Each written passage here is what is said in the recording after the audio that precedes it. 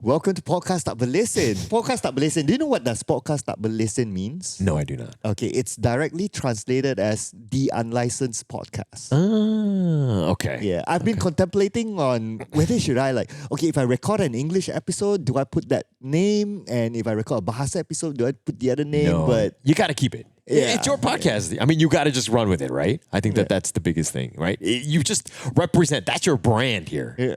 Yeah, I guess so. So I kind of settled down okay, I'll just keep the name as it is. If anybody's curious, then ask. Yeah. Or you could go the other way and just literally have every single podcast name and then take everything so you trademark it. And then if other people try to steal it, then you can kind of fight them for that name. Or get money out of it. Yeah, exactly. Yeah, Boom. Yeah. Two steps, at least 2 steps. I love that. And I guess, today, ladies and gentlemen, I'm with the man himself, the person that I love working with a lot. I think he's an amazing caster, one of the best casters in the world, in my opinion. Wow. Hollar, ladies and gentlemen. Wow.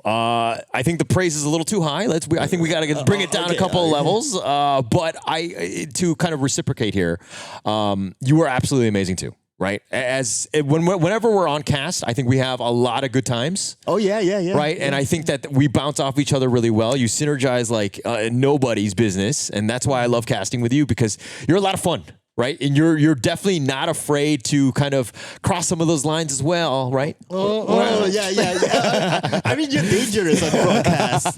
I have been told. You are. And you know what? Prior to us recording this, so I did my regular weekly live stream. All right. And I told my viewers that, hey, I'm going to record a podcast with Hollar coming soon. And everybody goes like, Hollar, we want to see it. Wow. Okay. Dude, you're being loved by the community, man. Oh, I love the community as well. I mean, they've been really good in terms of just like accepting me, especially with like Honor of Kings and all of that, right? You know, we see people from like Malaysia, Indonesia, like wherever, right? I've seen the rise of a global audience and people because, you know, I happen to be lucky in this Honor of Kings thing. I'm just being on the English cast, but I think that having that angle has really helped. Yeah, and I guess I guess for especially for those who came to my live stream and when I told them about this, right, they're really excited about. They want to hear more from you because maybe you have not shared a lot about yourself yet. Yeah, you have shared in some podcasts and all that, or some of your content is you interviewing someone else. Right. But now we got to talk more about you. Okay, so this is a little awkward, right? Because of the fact that, like, usually I like to question other people, and then I will, like, never answer anything personally, right?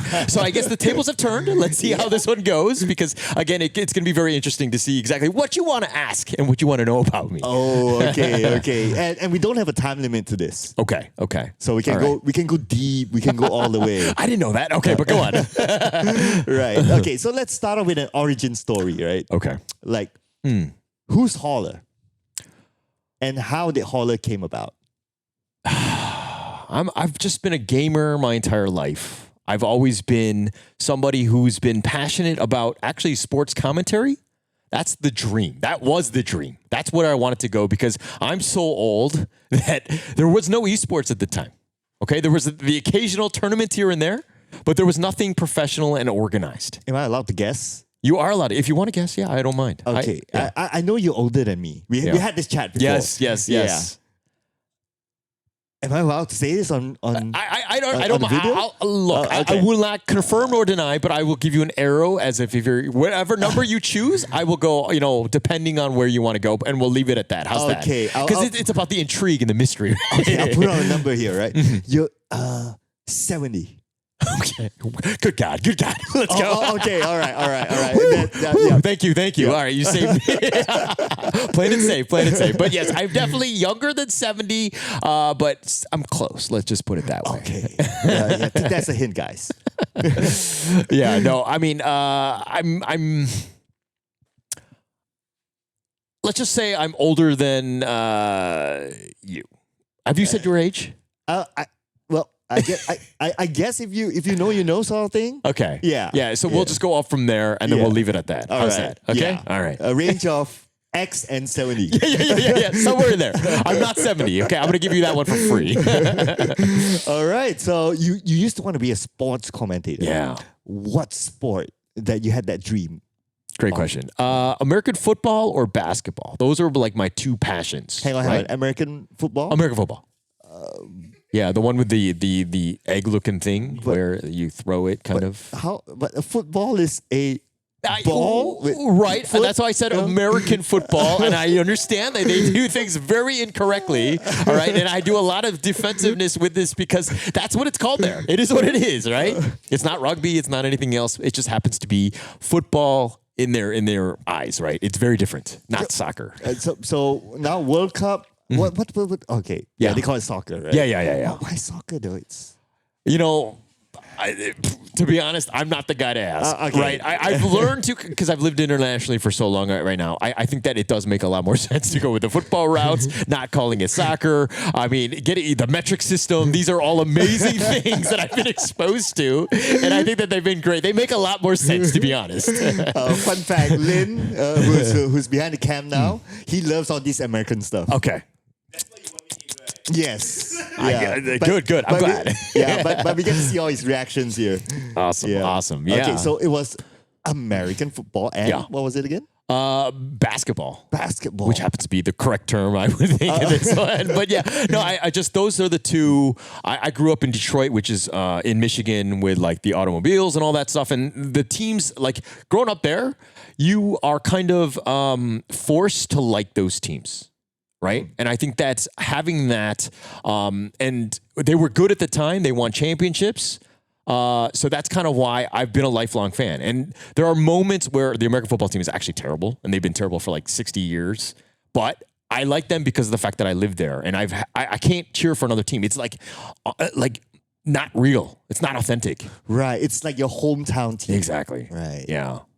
Right. But I mean, if people were to look at you and they hear your accent, they look at you and they'll be like, wait, American, wait, Detroit, but wait, Asian? Yeah, it's not. It does not compute, right? There's an error. Like 2 + 2 does not equal 4. Like there's something wrong, right? And I think that's the biggest thing. Like even when I lived in the States, no one accepted me as American. People would be like, "Hey, your English is so good. When did you come here?" And I'm like, "Look, I've been living here longer than you. Okay, it's not my fault." Because there are people like generally like, "Hey, you know what I mean? Like, oh, your accent, it sounds very American. The way you speak, it sounds very American.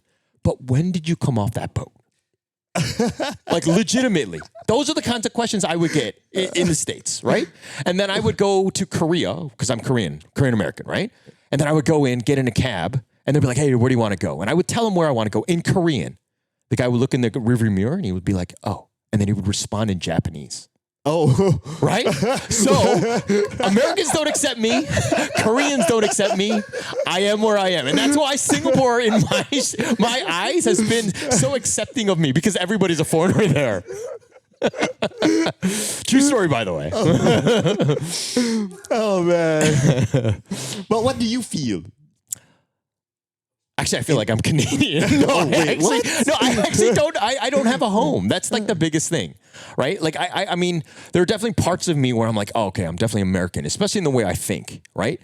But there's elements like you came in the hotel room. I was like, dude, take off your shoes. Like that's the Asian Korean in me, right? Like I'm kind of, have those, like that hodgepodge of cultures, and that's kind of where I am.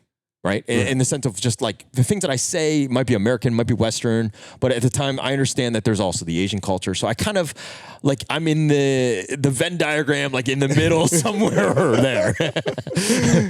Yeah, mix of everything. Yeah. Right. Okay, so coming back to your story from Detroit, like you want to be a sports commentator, right? Why did you not? Another great question. A lot of failures to get to where you are, right? And a lot of different paths. I think that those type of things are like, you had to be like a pro athlete or some like connection, all of these things. And I didn't really have that. So it was kind of like, oh, it never really happened. Like I did radio in college. I did other ways of like, I was like a teaching assistant, like with communication. So like there was definitely elements where I would use public speaking to my advantage, right? But I never had that opportunity where that door opened up, right? So for me, I went a very traditional route. I worked the 9 to 5. I was in the office. I was in finance. I was kind of like, oh, that's the stereotype. That's where I should be. right? Because I'm Asian, I should be a banker, whatever it is, right? And so that's kind of where I was kind of directed to going.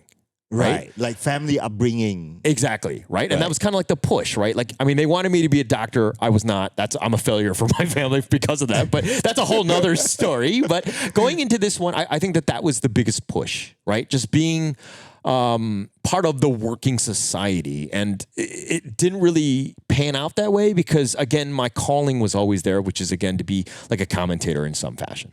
Right. Okay. But didn't you think of like doing it like, you know how do people become esports casters? Yep. Like nowadays, like, maybe they do their own live stream and they just cast over something, or they host a lobby and they cast it.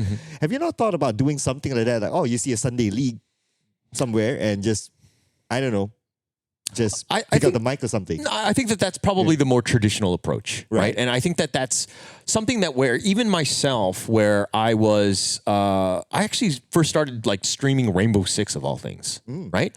And then like within 3 months, there was a company that was called Sin at the time, Sin Esports, and they were like, hey, we're looking for casters, like brand new, whatever it is. And I was just like, you know what? Let's throw my hat in this one. This is always something that I loved. I loved esports. I loved StarCraft. I loved, just like Dota at the time, right? So there's a lot of like things that were putting me into this direction of just being like, hey, I think I could do this, right? So I threw my hat in the ring and they invited me on and we just had this like sample casting, right? And they had like a tournament and then you would just be like, they would pair you up and they'd be like, you guys just go, right? And that's the real show, or it was live. It was streaming. It was just okay. like, so the first one, I was like just thrown to the wolves, and you're just like, go. Did you know what were you doing? So initially, they would have an instructor. I'm sure you know Hades, right? Hades, yeah. So he was actually the instructor. Right. So he was kind of like, okay, play by play. This is the analyst, the color, like, what it was sort of like kind of putting you in boxes to kind of help you out a little bit so that people would kind of understand what casting was about. They weren't throwing us to the wolves right away, but they would kind of showcase exactly, at least the structure to start things off. Right. So when that happened, then we would be thrown again. This is where they threw us to the wolves. And then they'd be like, okay, now we've got a tournament game, go. And so they had like a $10,000 like Dota tournament or whatever, and then they would just have us cast. And so we were like paid minimally, but we were paid to do this. So one of my first gigs obviously was paid because of this, right? Wow. So that was a great opportunity, and that kind of, you know what I mean? Being able to just kind of have that co-caster and to be able to just kind of cast a game. It's definitely a work in progress, and it was something that you've kind of grow into a little bit because I was not as good. Let's be very honest. I mean, your first cast, right? Yeah. So having that situation, but being able to do it in a way where it's, you know what I mean? Like you're not fired after the first day. Like you're so bad, right? It's not like that. It was kind of like, okay, this is a regular league, and they were giving you ample time to grow, and you would get feedback. But you still get paid at the same time. You did. Oh, which is pretty sweet. Which is pretty sweet. I had zero complaints for that. I mean, going in, it was like a weekend gig at that point, and you would just do like however many games, and then you would just get paid for that week. I mean, it wasn't like you probably make more just like a part-time, working that, but it was still something that would kind of the carrot on the stick for casting as well. Right. So you didn't follow the traditional route of casting of like I do my own lobby and that sort of thing. Yeah. Oh, okay. That's very different than most people out there. Yeah. So I think that most people, when they go with that route, they build their brand and people were like, okay, we've seen this guy a lot. And they've kind of, you know what I mean? Like that. And then we'll be like, okay, it actually makes sense to kind of pull him in because he's been like streaming PUBG or whatever it is. And then we're like, okay, we need a PUBG caster because we know he's got the knowledge. Yeah. Right. So it was a very different way where sometimes like they'll approach me and they'll be like, I've never streamed that game, but they'll ask me or invite me to cast on that game, right? Because I think that it's just different in the sense of like you see what you're getting out of me when when I do those like the casts, right? But having those other opportunities, obviously very grateful for, and just having that, it's just been a different route, I would say. Right. But I want to know like what's the build up of your background towards like your casting career, maybe firstly, like how long have you left the States? About 17 years now. 17 years. 17, 18. Oh, no, sorry. Close to 20 years now. Because I've been to, I worked in Japan, I worked in Korea, and then I ended up in Singapore. So that's kind of how it's been. So I've been so far removed, I'm starting to call soccer football. It took us a while to get there, but we're there. Okay. Finally, you're here. So, what were you doing as a career that time? You mentioned banking, but banking what? So I worked as a project manager, right? And this is going to age me, but basically the inception of internet banking was when I first got into banking. No way. Right? So they were looking for younger folks to kind of, and that's kind of where I guess the gaming background and the UI and all of these things that kind of helped out, because I did a lot of like helping with the design in terms of just like what we see today, right? It was internet banking. It was very old and bad if you think about it now. But it got into mobile banking and that transition and everything. And what we're at now is a lot. I mean, especially in Singapore with like Standard Charter's like apps, which I worked for quite some time. I would say I had a hand in that, right? So, what was your educational background? I was communication. How did that get into UI, get into banking? It's very different. It's very different. So, like I've had almost every job under the sun. Okay. Right. Like I've done so many different, like I worked retail, I did valet, I did, banking. I was an accountant. I was like, name a job and I pretty much did, except for in food. That's one thing I never crossed that line because I don't want to destroy the magic there. But I think that having that kind of background has kind of shaped me into who I am. Right. Because having, seeing different cultures, working with different people, understanding how to communicate and getting your point across when you're trying to sell something or you're trying to make changes, for the better or whatever, it takes a certain skill. And I think that has kind of crossed over into my casting as well. And how is that? Because when you're casting, you need to basically take something that's going on. And it could be anything, but you got to make it digestible. Right? You're telling a story, and at the same time, you need to do it in a way that's captivating to the audience. And you're doing it so that it really connects. It could be one thing where I just like talk water is wet, and I could do that all day. But to really kind of hone in where you're starting to use analogies and to kind of make more sense of it so that you can kind of see exactly what's going on without truly being a fan of the game, right? How do you train yourself like during like your tens of years of working as a project manager to achieve that? For me, I think even when I was working then, I would game like crazy. We had like a snack. We played, we had like 5-man like prize scrims. We were doing tournaments every week. And I was not good, but I was a good communicator. I was like the shot caller at the time. And I would always help build the team. And I would always, you know what I mean? Like do the administrative stuff because I was never the best player. Right. But all of those things had really helped me. And so I was really enthused and interested in esports and gaming. And I would watch a lot of tournaments, especially like Dota. And then I would kind of use that to kind of improve in game. And then you kind of had that a little bit of a cycle. So it was always like a passion project to have, esports always there for me. Right. So in your day job as well. Yeah. I guess being a project manager in your day job kind of forces you to be that, right? Like good with people, know what to say, how to keep things snappy. Yeah. It's definitely helped out, right? And I think that the biggest thing is just like being on time, like as a project manager, right? I think that a lot of people take that for granted. Just being able to kind of show up at the right time and to, again, understand who is the critical stakeholder, right? I think that those are key as well. And knowing your audience, especially in some sort of, like high pressure meeting or, in this case, casting. Right. That's very interesting because it's interesting to discover what life journey have you been through that actually led you to who you are today as well. And the craft that you do as a caster, right? Okay, so now then moving to like, okay, you got your first gig and that was like kind of like something that you do as a passion still, right? Yeah. So how did that grow from there? So it started from this Dota League and then that kind of opened up into other opportunities in Singapore. This is back in the day when Singapore did actual esports events. That is a far gone conclusion from where we are from that point to now. Because How long ago was that? That was I started in like 2018. Okay. Right. So it was like people would try to get in. Like Singtel was starting to be like, hey, we can do like mobile gaming. So let's do some events. And they would kind of set those things up. But there were actual events that people were looking to go because everybody wanted to get in esports and they were throwing money at it. And it usually came in the form of some sort of league or tournament. And that would get some eyes. But in Singapore, it was very difficult to kind of build something that was sustainable. Yeah, I can imagine that even till now as well, right? Because the market is small. Yeah. Yeah. Even like for Malaysia, I think we're quite grateful that our market is okay. We might not be the biggest market. Our neighbors are way bigger, right?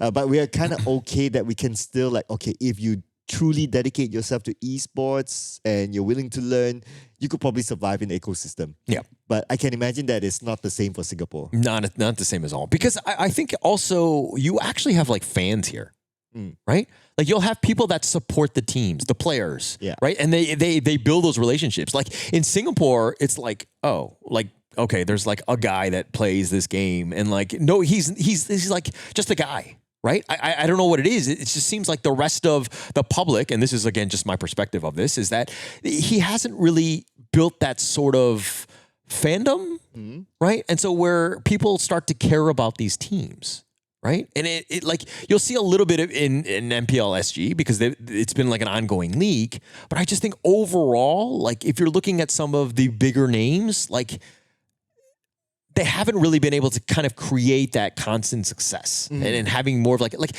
Sing Sing and like there are other people that are like did Dota, but like it's just like one guy. It's like not like a team that you're singing has been like, you know, a Singaporean team that has had international success to whatever degree, right? And they're constantly able to do that. But how about Wild Rift?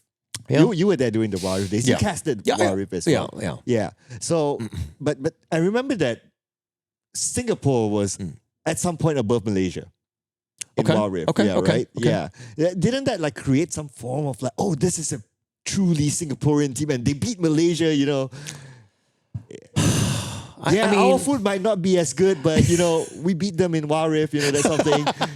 Okay, shots fired there, right? Okay, all right. No, but I do agree. I think the food is actually better. But I do think that it hasn't really caught on more than that. It's like, oh yeah, you beat them, but then what next?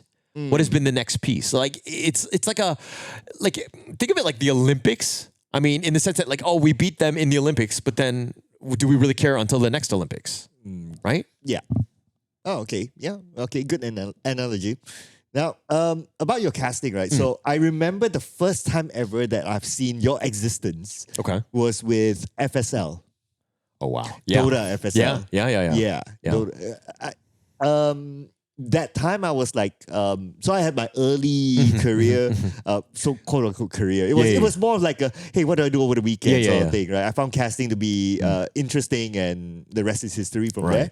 That was the time when I was just like looking at, what tournament is happening this weekend?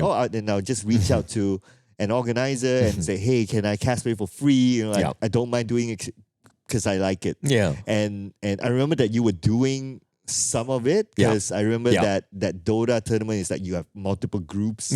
So because I offered to cast for free, they just like, okay, just pick a group and just do whatever you want with it. Yeah, and I did that. And you were doing that other broadcast yourself. I remember that you were doing that. So during that time, how serious were you in maybe thinking about casting as a long-term career? I don't think I was thinking of long. I mean, it's okay. Even today, this is what I want to do, right? Casting, right? I think even then I had the same thought process, but it wasn't like, oh, I'm going to do this and I'm going to be that guy. It was more of like, I'm constantly about growth, right? Of just getting better, getting those reps in, right? And I think that FSL was another opportunity to grow. Right. And I think that's because the people that you cast with always is an interesting element. There's always like the games that you're casting, all of these different pieces that constantly change. But how can I hone my craft? Right. And that was the only thing that really pushed me. It was like, yeah, I could think about like, yeah, this is, of course, what I want to do. But how do I get there? Right. And these leagues were the perfect stepping stones for me to grow as a caster. Right. Yeah. Totally makes sense as well. I mean, they are I would say a community, quite community league. Yeah. And that's where I also kind of use that sort of platform to try to hone my skills as well. But I'm going to give you the hot take question. Sure. Right? Do you think casting is a long-term career? Great question. I would say I'm of the belief that it is. And the reason why is because when I look at sportscasters, or you know what I mean, like the professionals in any sort of professional sport today, your NFLs or you name it. Yeah, they have that legacy, right? That's who they are. They have, like Bob Costas. I don't know if you know some of these guys, like some of these guys in America that have been there through their time, right? And they've just made a lifetime, a career out of this, right? So I have that dream that it can continue on in esports. And that's something that I do want. And I do want to be able to kind of pave a way and to help other casters continue on with this. Because I do feel like this is something, I mean, the craft is still there. It's still talking about commentary. It has that ability to kind of, to turn the hearts of people as well, like the audiences when they're tuning in. Like you have that ability. Right? It's an amazing experience. And I think that as a profession, to be able to pass this on to somebody else to do this and to continue would be amazing. Mm-hmm. So yes, I do think that this is possible, but in the current state of where we are today, we haven't seen it. So it hasn't been done, but I do think that it's possible. What's the blocker? Sustainable leagues, right? I think that games might be like a flash in the pan in the sense that, they bring up a lot of viewership or whatever, but they haven't stood the test of time, right? I think that there are elements where, like EWC, right? Let's use this as an example, because right now I would say that that's probably the biggest one going on right now, right? And I think that a lot of money is being thrown in that way.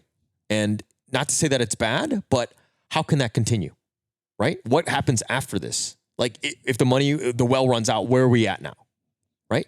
Other countries and other places have tried this, but if they're able to kind of continue and create leagues that can sustain, right? Again, NBA, NHL, NFL, all these, again, very American leagues, but those have stood the test of time. And they've been able to kind of create those very stable careers and having opportunities and platforms for players and coaches and everybody to kind of be able to kind of continue on. Right. So it's all about finding that sustained leagues. Yes. Yeah. But between esports and physical sports, there's a core difference, right? It's technology. So you're very dependent on like internet. You're very dependent on servers and yada yada. And we know that sometimes some of these costs might be high. Yeah, especially with the current global talk about like graphic cards are getting expensive and all that. Yeah. So I know we're jumping the gun a bit. I would like to explore your origin story, but since we're on this topic, it's all good. Then how do you think that leagues are going to be sustainable? That's like the $1 billion question, right? I think that a lot of the developers are looking at their games as, for now, this is what we're doing. And until they get to the point where they really fully commit on that game, and that's their flagship, right? Tencent, Honor of Kings, if you're looking at the China League, it's been there like 10 plus years. Oh, yeah. You're looking at Riot, League of Legends, that big, many, many years as well. You know what I mean? They have history. Those are the games that have that sustainable route or that option, right? So those are the ones that you kind of want to be sticking into. Hopefully they're able to kind of continue on, because do you think that again, not to do a hot take on you, but like, does Tencent have another game that would be able to that is better than like an Honor of Kings for the long term? Well, I guess Honor of Kings is still the... Right? Yeah. Right. So it's still the number one, right? But Tencent is absolutely massive, all these things, right?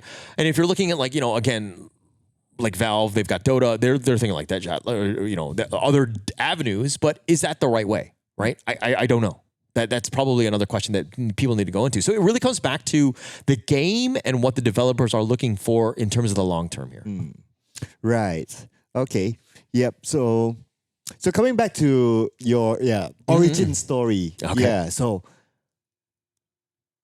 are you still working a day job, or have you jumped into casting full time? Jumped in casting full time.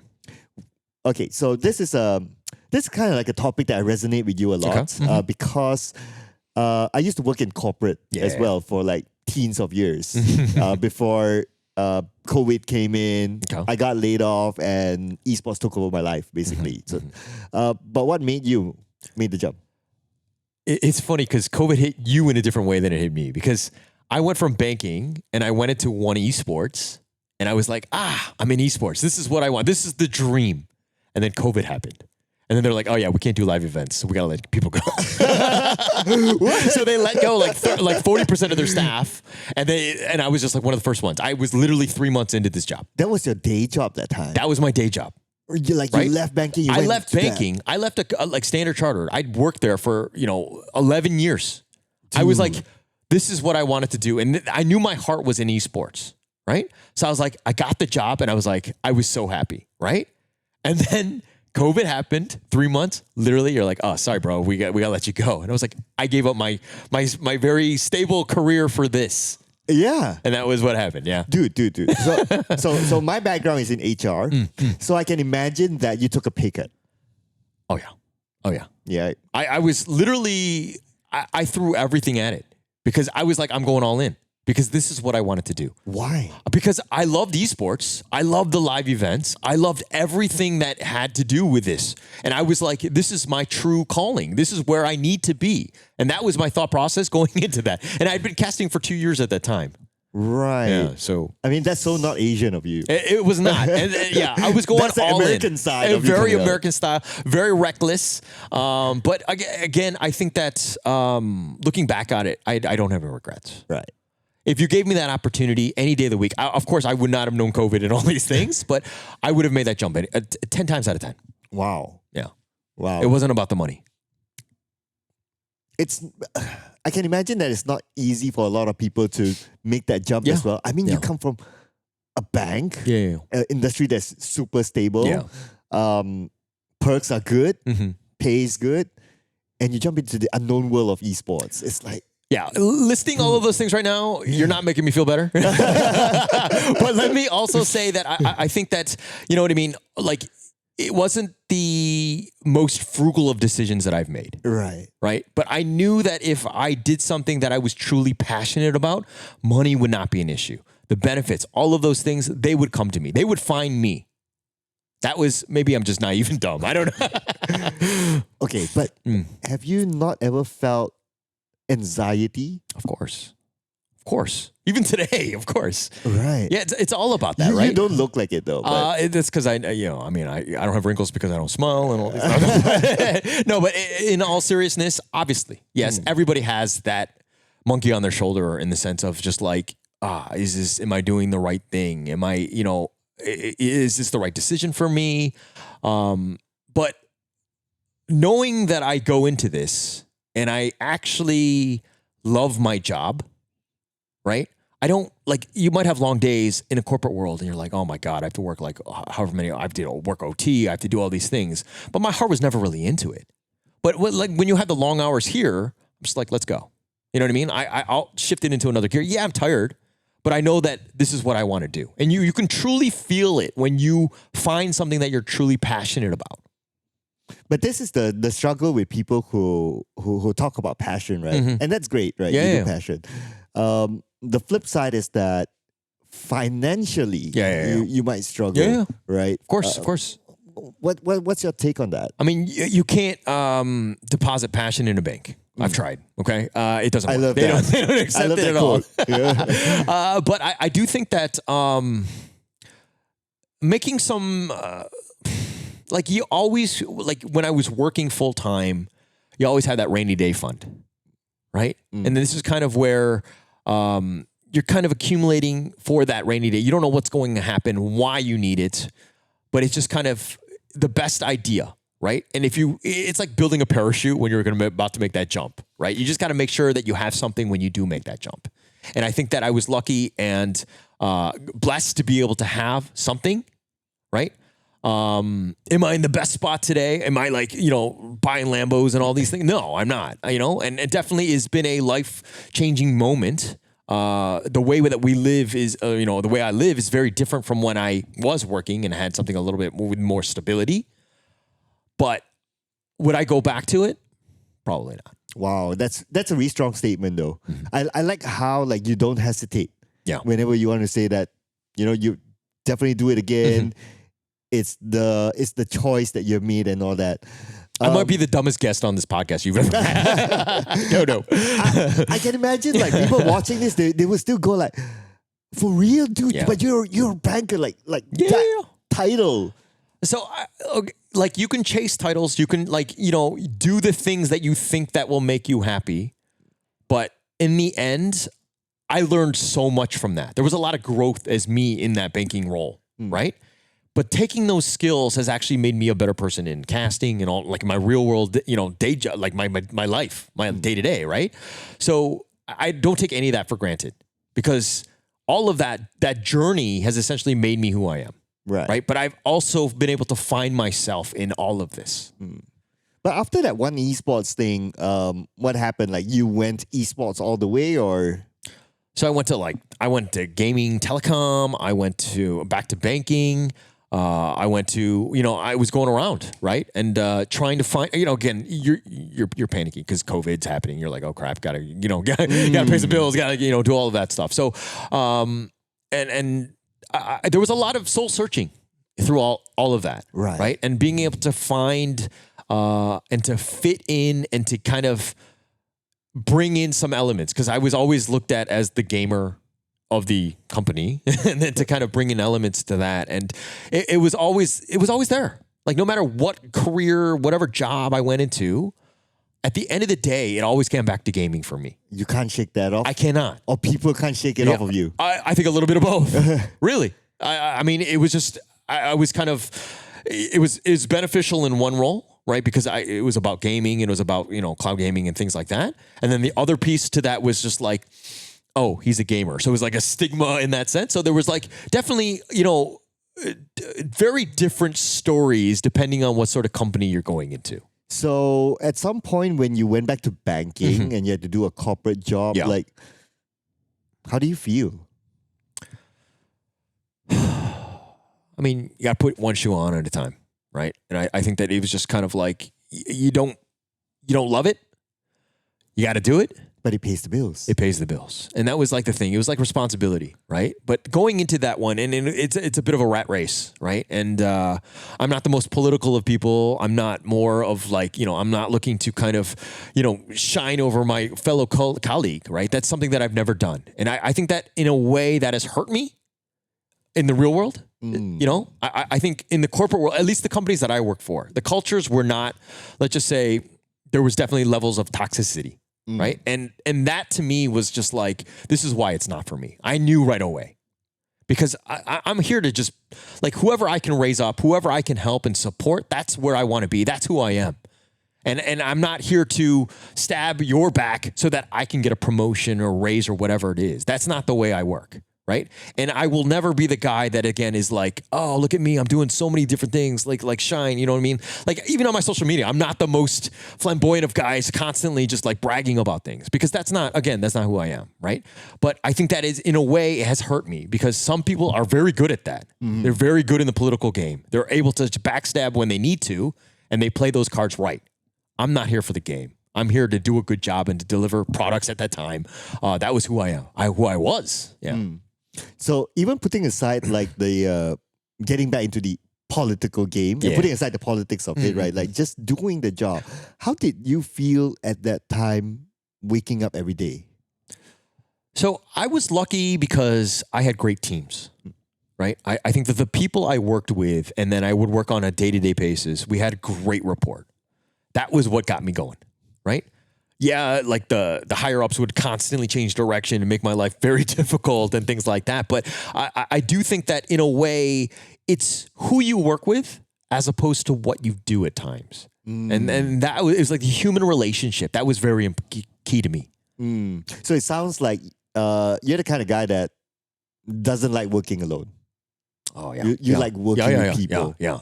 I think that there are definitely elements that I'm an introvert, so they're kind of like, oh yeah, he would like being alone, but no, actually, it's about the people, right? And I think that just because as a project manager, you're literally like helping people get their job done and making sure that everybody's, getting the in terms of timelines, deadlines, all these things, everybody's doing their job. Like you're kind of facilitating. You're like the guy on the airport just like waving planes around, right? And that's kind of, in a way, that's kind of what I was doing. But in the same way, it's like you're helping people, making sure that the planes aren't crashing, right? Right. And how long did you do that before you decided to like, okay, you know what? I'm good. I just get back into casting. I think that there was like it was about 2 years at a bank, and I could see the signs, right? And I think that it was getting very toxic. It was getting very political. And I was like, look, I hate fighting for my life every single day, right? Having to defend myself, having to constantly be in the fire, just like fighting with people, right? Fighting with other teams, higher ups, whoever it was, because you know what I mean? Like you have to like show your, the benefit and value of this team and how much you're pushing on the product and like the direction that you want. And you're always in the firing line. Yeah. So there was a lot of that, and that was kind of like difficult. And so I was like, okay, maybe I need a little bit of a break. And then kind of like the Honor of Kings thing, like just released. And then they were looking for casters. And that it was like the perfect door into something much greater in that sense, right? Because again, just more opportunities, all these things, right? So very like, again, it's like when one door closes, one door opens, right? And that's kind of how I feel this is kind of panned out in a way. Do you envision yourself doing a corporate job again? I'm not averse to it, right? I think that during this time, has opened a lot of, my perspective in the sense of being just very open with things. I think that, I would say that's not a problem. Like if the right job and the right opportunity, of course, you know what I mean? I would jump on it in a minute, right? But I think that it has to align with who I am as a person, what my passions are, if I'm really interested in kind of making sure like gaming, esports, that kind of stuff. Like I would love to join another company, like full time, and to do this because I think that that's where my true heart lies. Yeah, I can understand that as well, right? After going through that sort of experience in your life, you would think that, okay, if I secure a next job, I don't want it to be A, B, C, D, and E, like the bad experiences that you have felt before this, right? And I'm sure that you feel that you want a job that gives you the purpose that you seek. Yeah. Right? Yeah. And I hear a lot of you saying about like, okay, you want to help someone else, you want to get them to be successful. Would you say that is your life's purpose? I would think so. Right. I would think so, right? I think that's always something that I've loved in the sense of like, I mean, it's one thing to be like, oh yeah, like I'm shining, look at me, like I'm so amazing. But I think that you help yourself when you help others, right? When you are altruistic to people and you're helping other people, don't you feel good? Yeah. And you might not shine at the end of the day, but as long as you're doing the right thing and you feel good, what's wrong with that? Would it hurt you if that person forgets you? No, because I've been hurt so many times that I don't feel pain anymore. Oh, wow. I think that is definitely a thing where I think that in ways people have taken advantage of me. That's completely honest. But I think I'm willing to constantly do that because I know that that's who I am as a person and who I should be looking to do.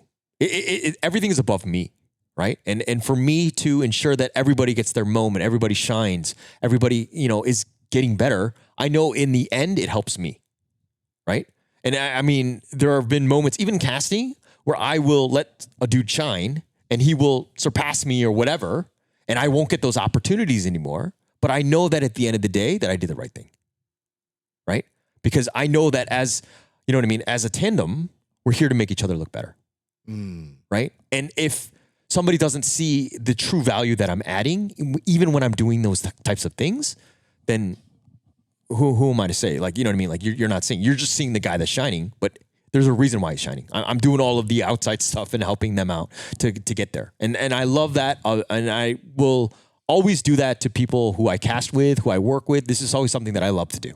But when situations like you try to help others, but you are not appreciated, does it not take a toll out of you? Isn't that the married life? No, I'm just kidding. I do think that, I mean, it is something that you just constantly do. I think that it's something that like even like my mom, you know, I think my mom is very much like that, like me in that sense, right? She does things that's very altruistic. She's definitely helped me out. And I've taken advantage of my mom because, you know what I mean, like taking it for granted and all these things. But I think that that's kind of who shaped me. Right. And that sort of style of work or, you know, relationship building has always been there. Right. So for me, it is just who I am. Right. Wow. I mean, you're probably the most, how should I say? Philosophical guest we've got so far. Okay. Yeah. Okay. Yeah. That level of deep conversation. You feel it? You feel it, right? Lynn feels it behind the scenes. Awesome. Right. Yeah. Have you always been brought up to be like this? I actually think so. Right. I think so. Yeah. That like, just like your family is like this. Again, my mom. I would say definitely more my mom. She definitely has like a really good connection with other people as well. And I think that she will let others shine more than herself. And she's always like sacrificing and like behind the scenes kind of thing, right? And so I've been able to take some of that and to kind of go in. I mean, I don't know if you felt that when we cast, but it's definitely something that I like try to do because I know that at the end of the day, like I say this a lot, but it's about the show. It's not about us, right? I mean, yeah, we have a great time and all these things, but I know that if I make you look good, it makes me look good. It makes me feel good. And I knowing that I did my best to ensure that, hey, you're going to have a great time. Yeah, and it makes the producers feel good as well, Yeah, of course. and everyone else, right? Yeah, I mean, honestly speaking, well, I think I mentioned this at the start of the show, right? But working with you is a breeze. It's amazing. I've always felt that you're probably, if not the best caster. You speak way too highly about it. Yeah, and I've casted with like lots of people. Like I lost count, like how many people. Like because I do not only multiple games, but I do at least 2 different languages as well. So my coverage is actually quite big. With the people that I work with, and I can say that you're easily like, if not the best. Well, again, I think that you're speaking way too highly of me. Thank you very much for the compliments. But I also suspect that you say this to every single one of your podcast guests. But I don't know because I don't understand all the other languages when you do them. So I don't have the evidence to that. I'm just kidding. No, but it has been a blast, of course. Okay. Right. And this is one thing that you're really good with, right? Okay. So, maybe I'll ask you first, right? Yeah. How would you describe your casting style? I think that I always think that humor has been one of my strengths, right? And being able to kind of, because that breaks down a lot of the walls, right? And having conversations when you're using humor, like it makes it fun for us, it makes it fun for the viewers, it makes it fun for everybody, right?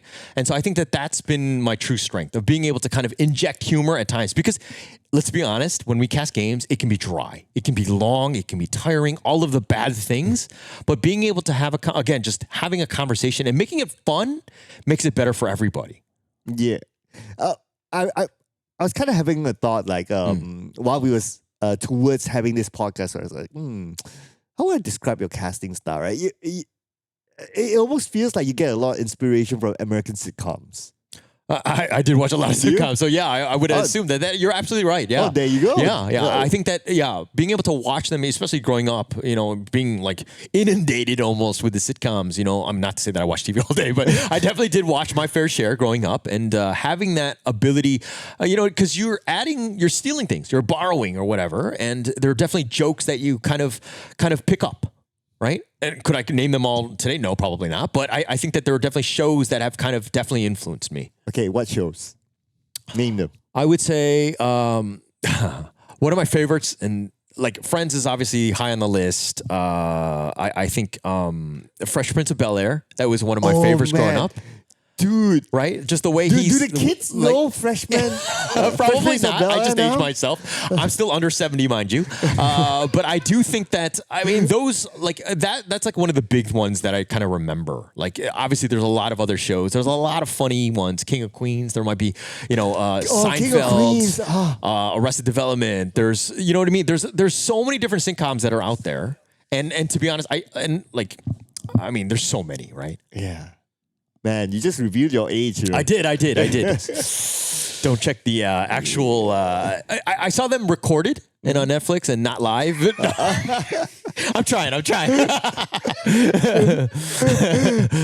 Has your way of casting always has been intentional, like from the start, or you kind of discovered it like somewhere in the middle?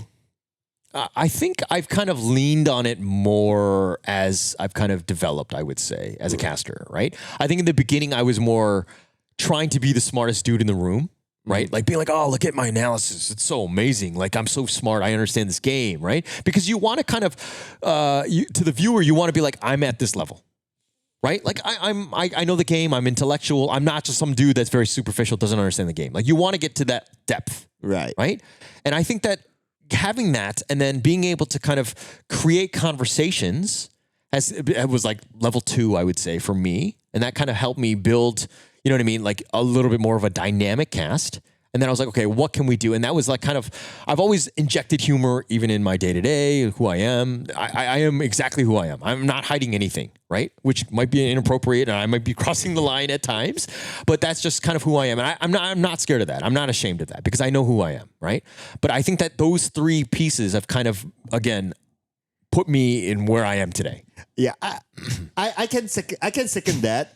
Off the camera, you're still like this. Yeah. It doesn't change. Yeah. Does it not tire you? I think it tires my wife, but I do think that like she's just like, oh my god, this guy's not funny. He's like super annoying. He just keeps I've been listening to this for like X amount of years. Yeah. Like she was like my hardest critic because there were moments, there were days, where like months maybe, where she didn't laugh at any of my jokes, and it was hard, right? Like, because when you have that one person that's listening, anyways, that's a whole nother story. But I do think that it is kind of helped me like understand that not everyone's going to laugh at your jokes, right? Not everyone's going to find you funny. Not everyone's going to connect with that. But I'm going to continue to lay it out there, like, because every time you tell a joke, it's risky. Because they can fall flat and everyone's like, dude, that was lame. That was a dad joke, or that was a terrible pun, or whatever it was. But you have to overcome. And I'm freewheeling with these bad jokes. One of them will hit, hopefully. But at the end of the day, that's just kind of who I am. Right. And of course, you cannot accommodate everyone to your jokes, right? Like some people will get it, some people don't get it and all that. But I personally find that, dude, you're like the funniest person on broadcast I've ever listened to. Like I texted you this one day, if you remember, right? Like I was listening to, what was it, the KML or something? It was KIC, I think. KIC. Yeah, I remember this. Because it was like in the heat of the moment, the thing had literally just happened, and then you texted me. And I was like, wow, that was like real time. Like, I don't know if there was a delay on cast or whatever, but the way you said it, because like you texted me right at that moment. And not many people do that. Right. Because like, they don't have your number. I mean, that could be a thing too. That's probably why. If a million people text you because of that, you got to be worried. Yeah. Like, who sold your number? Yeah, please don't sell it out. But yeah, I do remember that moment. Yeah. Right. Yeah. I said, oh, dude, you're just so funny. And sometimes when I watch games, like you're not totally focused. Like I could be multitasking, I could be doing something else, and the thing is just by the side. But I could almost feel like I could watch the game without watching the game if you're casting. Honestly, that means a lot. That's like really high praise there. And the reason for that is because I always look at play-by-play as doing exactly that.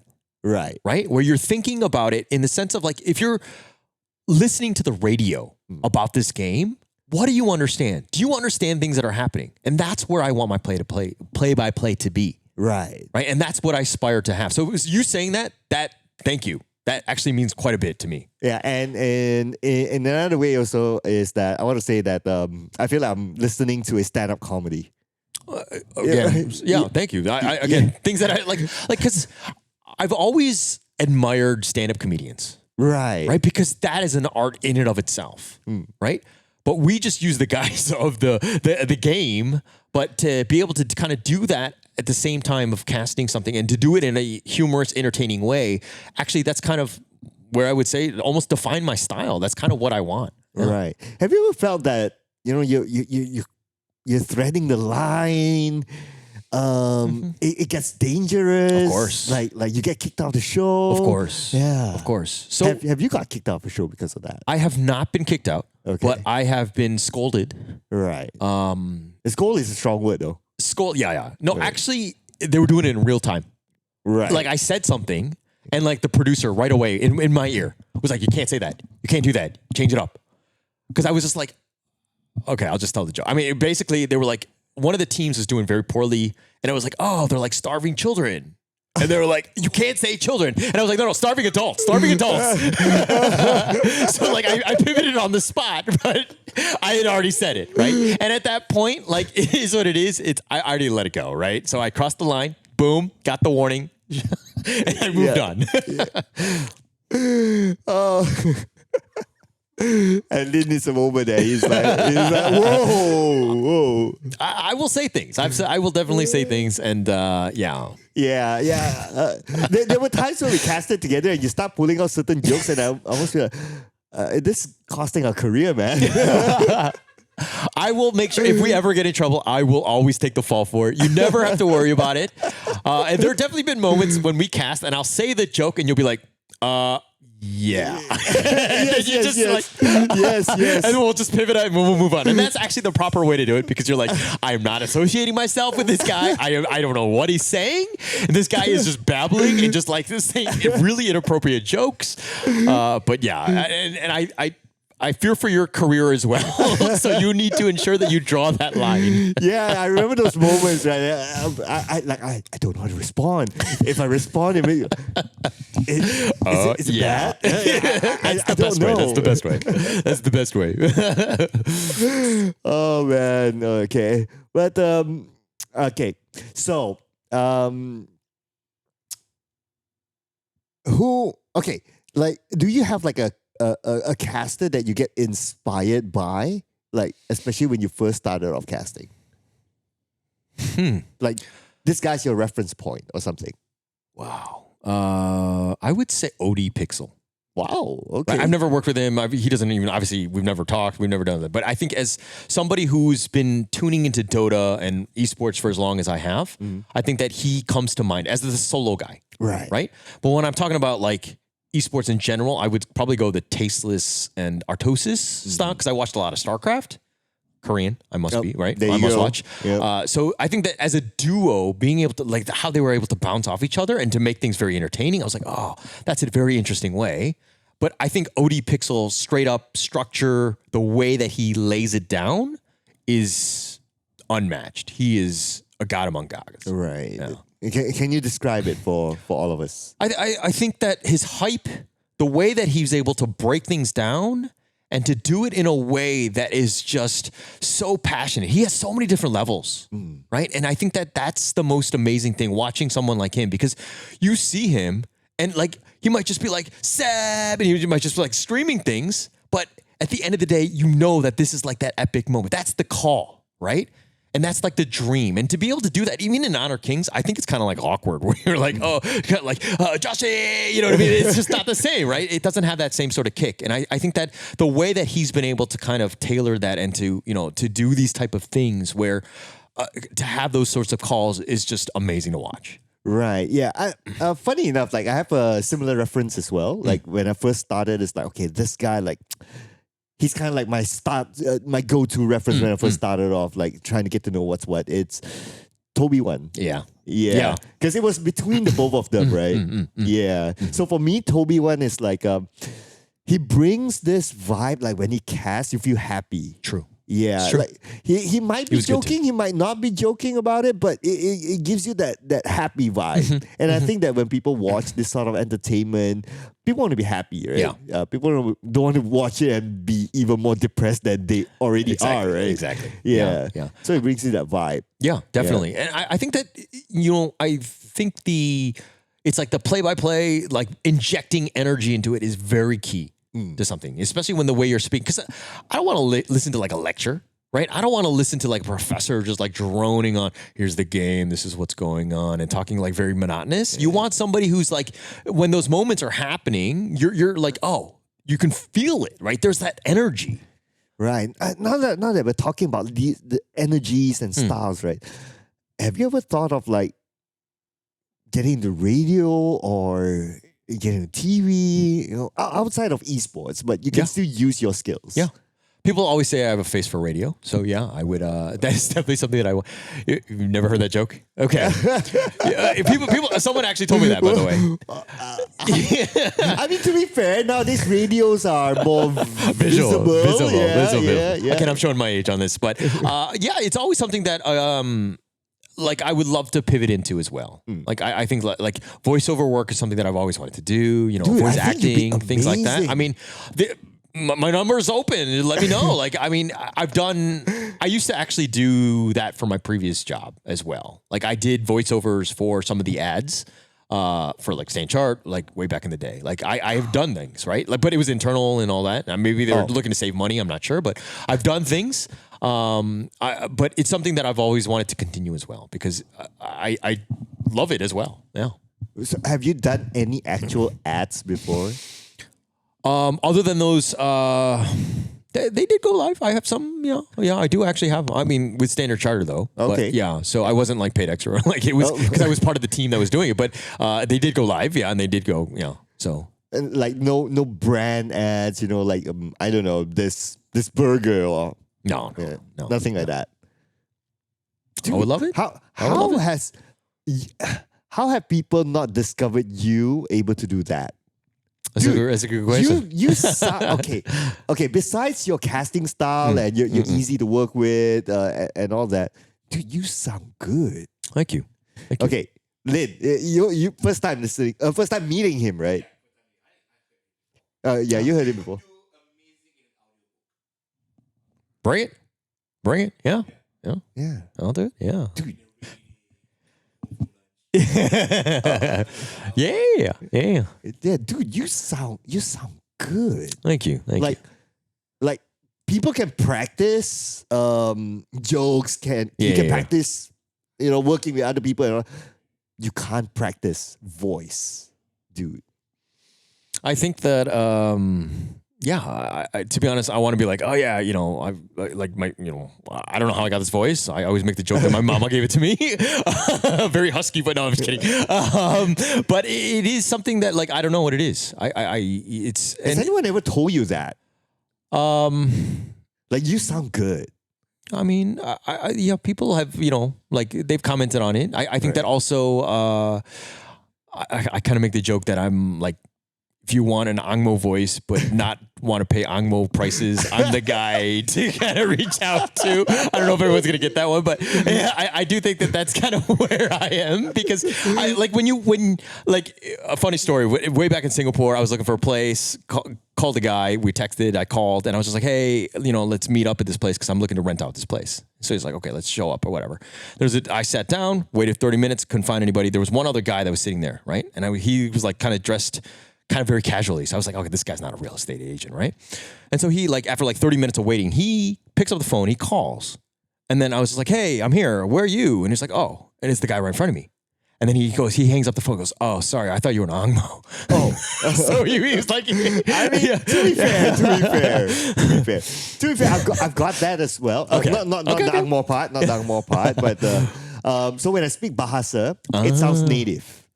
Okay. Yeah, it sounds Okay. native. So Yeah. I remember like I used to work in a call center back in the day. Oh, okay. That's like one of my early Cool, day jobs, right? Yeah.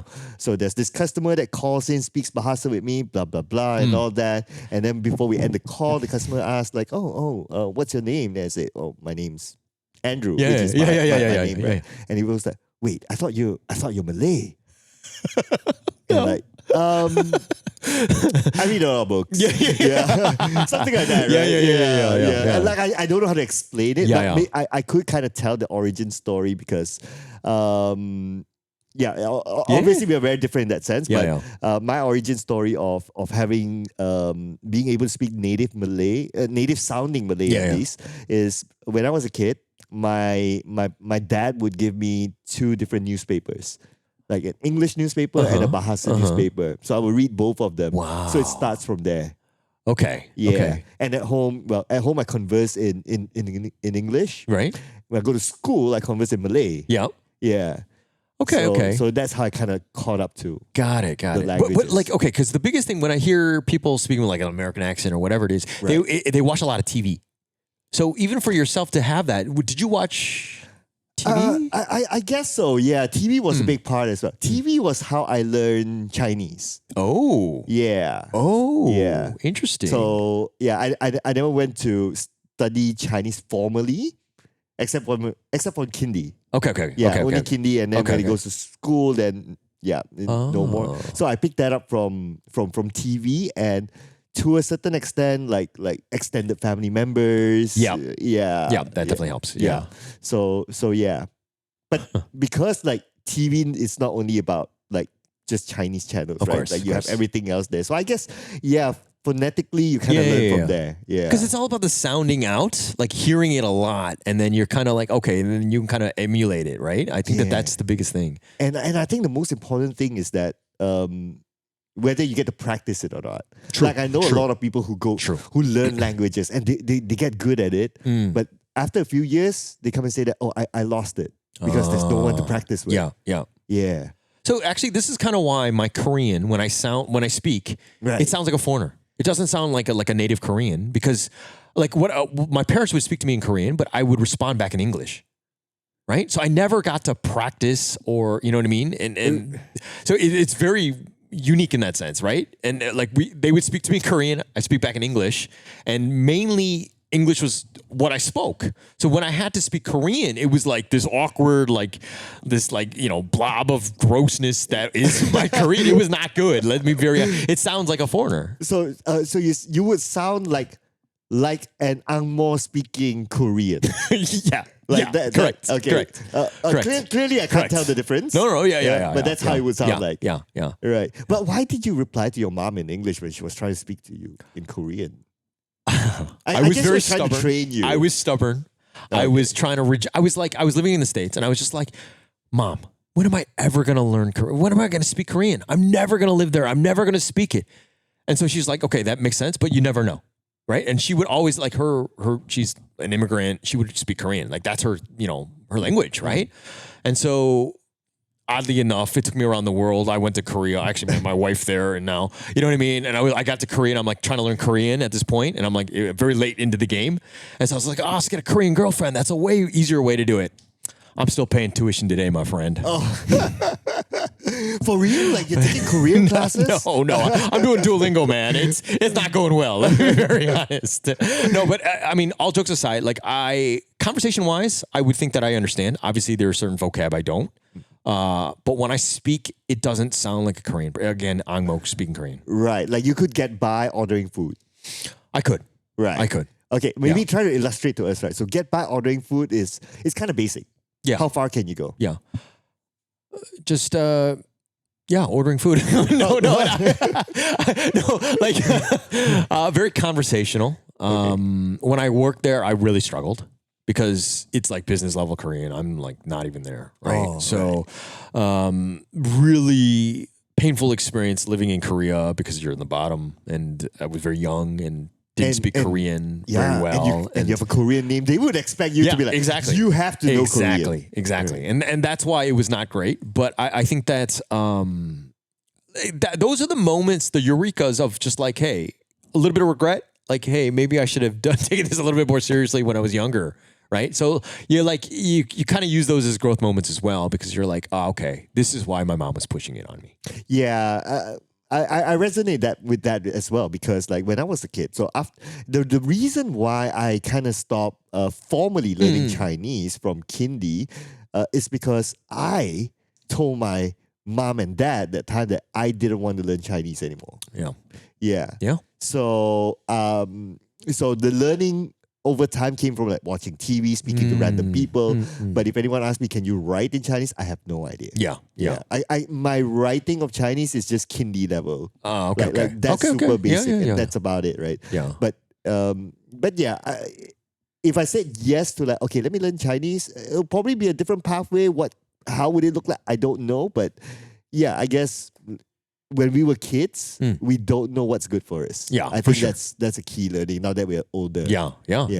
I think it goes this way with like everything, like in life, right? Where you're casting, like you're constantly getting better, and like the things that you've done in the past has made you who you are today. All of those things, right? So I think in the same way, like everybody who's like watching or everybody in person, it's just like it's constant growth, right? Like you have to look at those moments as if just like, these are things that are trying to push me to grow and to get me out of my shell.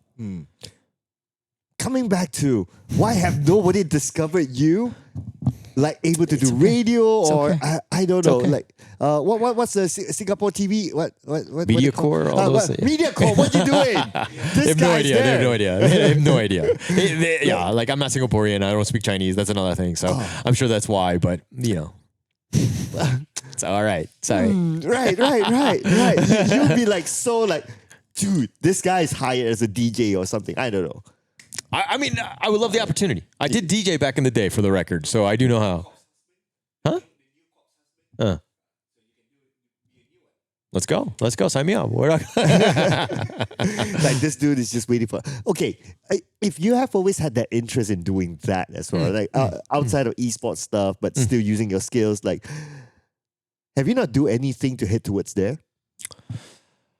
I don't know. It could be like knocking on doors. It could be like just try something small and see how it scales. Anything, right? I think that's probably. So there are many. It's like when you have to cast a new game, right? Do you just cast the new game whenever you want, or is it when you're given the opportunity then you start to learn that game, right? So it's the same idea. I'm not trying to put you on the spot, but it's that idea. Right? Or I'm like, I would, I can do it. I probably should come out with some sort of demo reel to prove that I can. And that does make a lot of sense. But is it something that I'm going to constantly just like, put my heart into for like the next month and just put out like, constant reels, casting reels and, DJ reels to get out there and then to maybe get hit on somebody, right? I don't know. I don't know what the best approach is, right? So for myself, it's always been kind of start small, right? And to see if I can get my foot in the door. It's usually through people more than anything else. I think network is a key factor in this. But yeah, it's always something that I've had in the side of, something that I've always wanted to do, but who knows, right? Yeah, because I don't know. Talent work generally, like I think there's like either two routes, right? Like it's either like, okay, there's an open audition, you go for it. Or you create stuff on social media, people see you and it's like, let's get this guy on our show. Yeah. Something like that, right? Yeah. I don't know, maybe that could be something that you consider. I mean, if the opportunity's there. Right. I think right now it's... Or is it too competitive? It's like, or is it too unrealistic?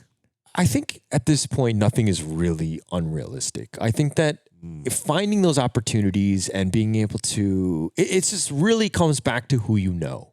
Right. I think that the network has been the most important thing more than anything else. Right. And I think that's just putting yourself out in a positive light. And then, you know what I mean? If you're meant to get a hit somewhere, you're meant to get an opportunity, then it is what it is. Right. And that's kind of where I've been. I might be very naive in this, but it's gotten to me where I am today. And continuing to push and to do better things and to expand as you're putting it. Great idea. I do think that it's probably something that I should be looking into as well, to constantly just get out there, right? Right. You know what? It's not something that I have not realized before, but now that we are on this topic and I'm listening to you, no game audio, no BGM, I'm just listening to your voice in my ear. You have all the tones. Oh. You have like the soft tones, the high tones, and you know when to use all that.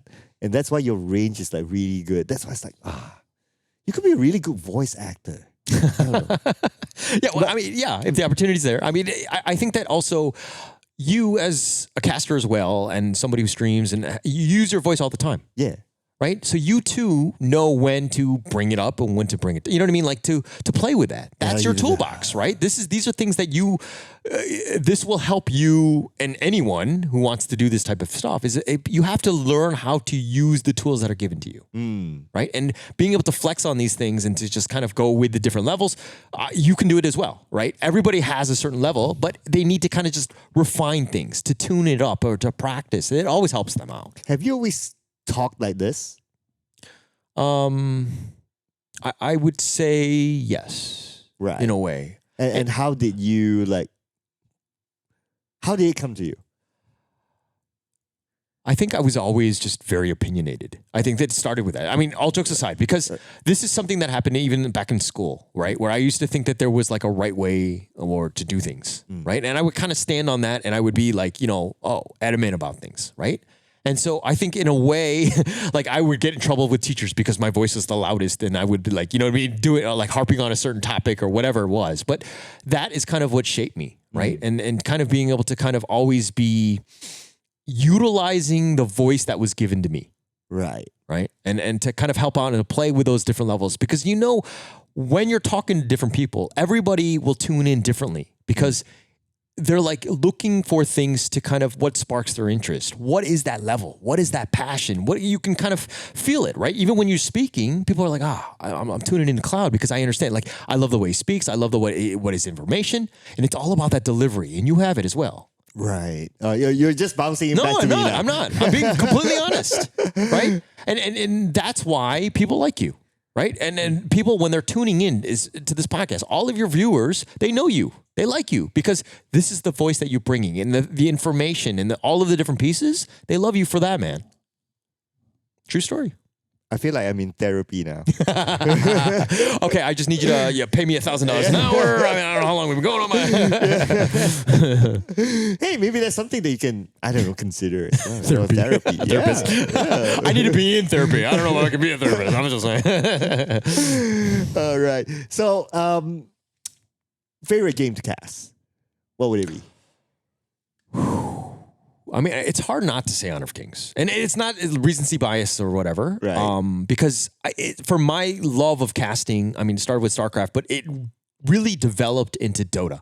And that's I love the MOBA scene. I love the team play. Because it's kind of like basketball, like 5-on-5, right? And everybody has a specific role, all of these different elements to it.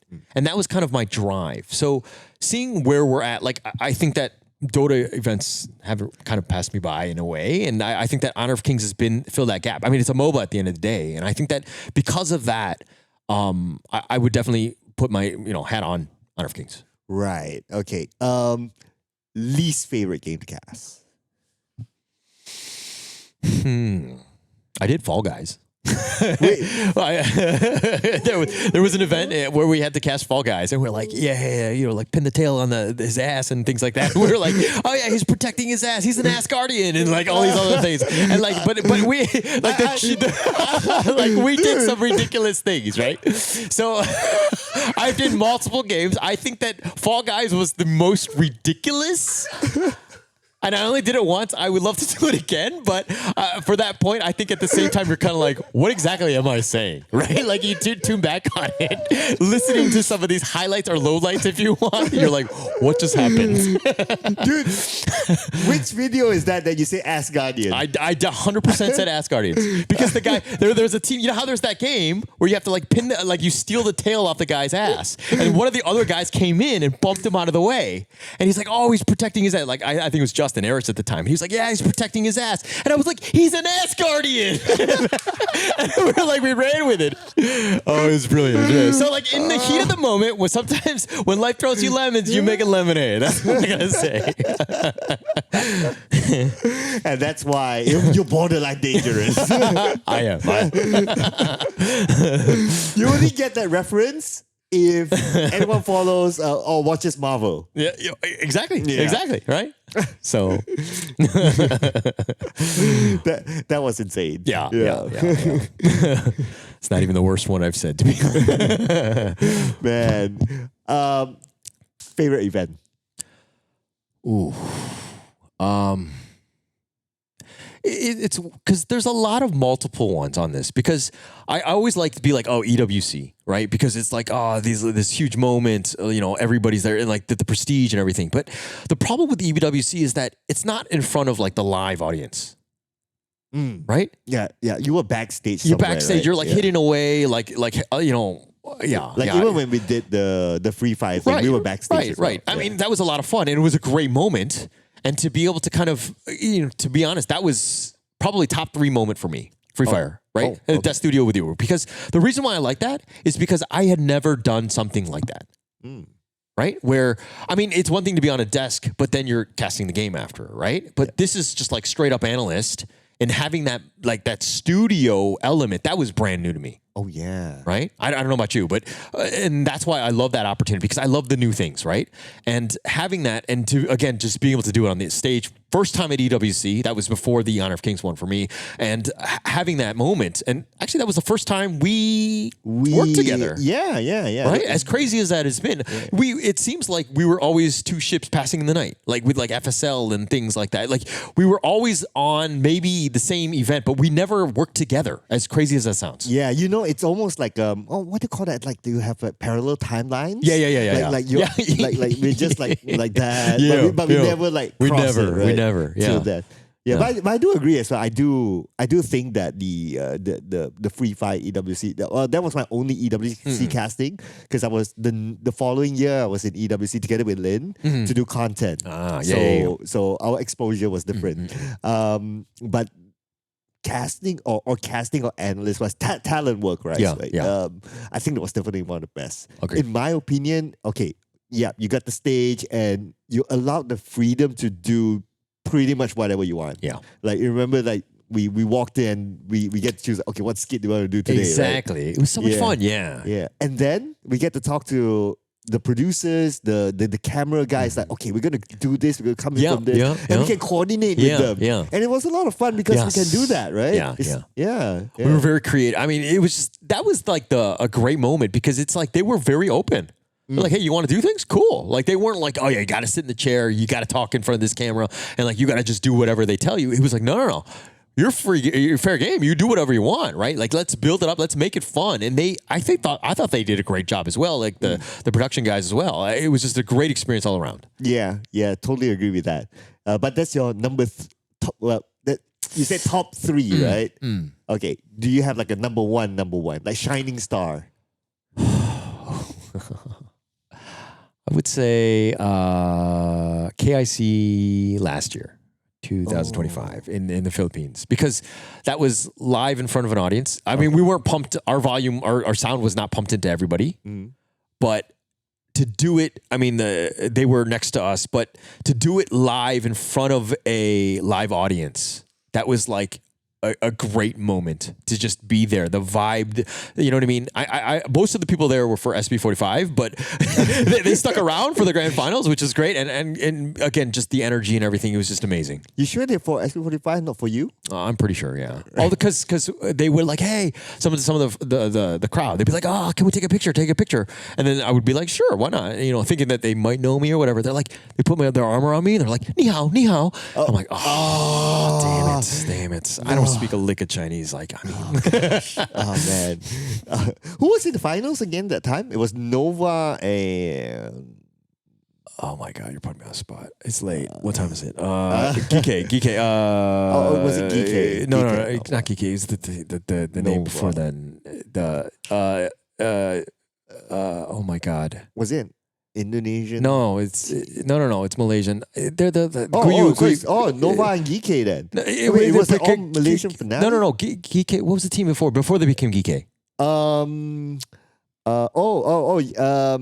Oh my God. HBSE. Yes. Yeah. Oh my God. Yes. Yeah. Oh my God. That's embarrassing. Yeah. Right. Because to be fair, they changed their names a good amount of times. Yeah. Guys, stick to something, okay? Yeah. Really. Yeah. You're not helping us. Yeah. And they were making it longer. They were like doing like partnerships, and it was just stick to one. And, Yeah. Oh, right. Okay. So, was that like your? Oh, it's not your first like cast with the crowd, right? It was not my first one. Right. But What? Okay. yeah, the first one was actually Free Fire. Like actual audience. Yeah. International, probably. Oh no, not in. Okay, we got to go way back. I would say like PvP, like Singapore. Like there's like an esports event, and we did that with like Dota, right? So it was very small. It was in like a community center. It was super hot, no aircon. It was one of my first experience casting live, and I wouldn't not like 100 people maybe, and there's more because they're passing through more than anything else. It was not like a lot of people, but it was just like the first live event, right? With people in front of you. With people, right? And I think that was kind of cool, right? Just being able to do that. I mean, not to say that it's like top 5 or whatever, but it's definitely a core memory of mine because when you're casting at home, it's like you're not even wearing pants, right? Like you're just there, right? And then now you have to be outside, and they're like, "Dude, you have to wear shoes." Like what? Like all these rules. But like, I do think that having that live experience is very different. Dude, don't blow our cover, man. like now everyone knows that. Oh wait, so you don't wear pants? Yeah. When you cast at home. Yeah. When you have, who does that? When you Zoom or whenever you have a Google Meet, like when am I ever wearing pants? Like, you know what I mean?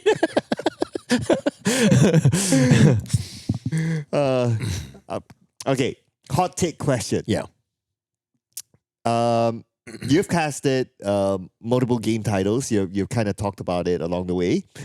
That means that you've casted with a lot of people as well. Yeah.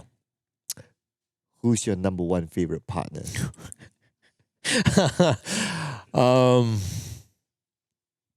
I would say over the past 3 years, it's mainly been with Kindofu. Right. Okay. Right. And just because I've casted with him so much, like we can kind of rely on one another. Right. So I think that I'm most comfortable with him.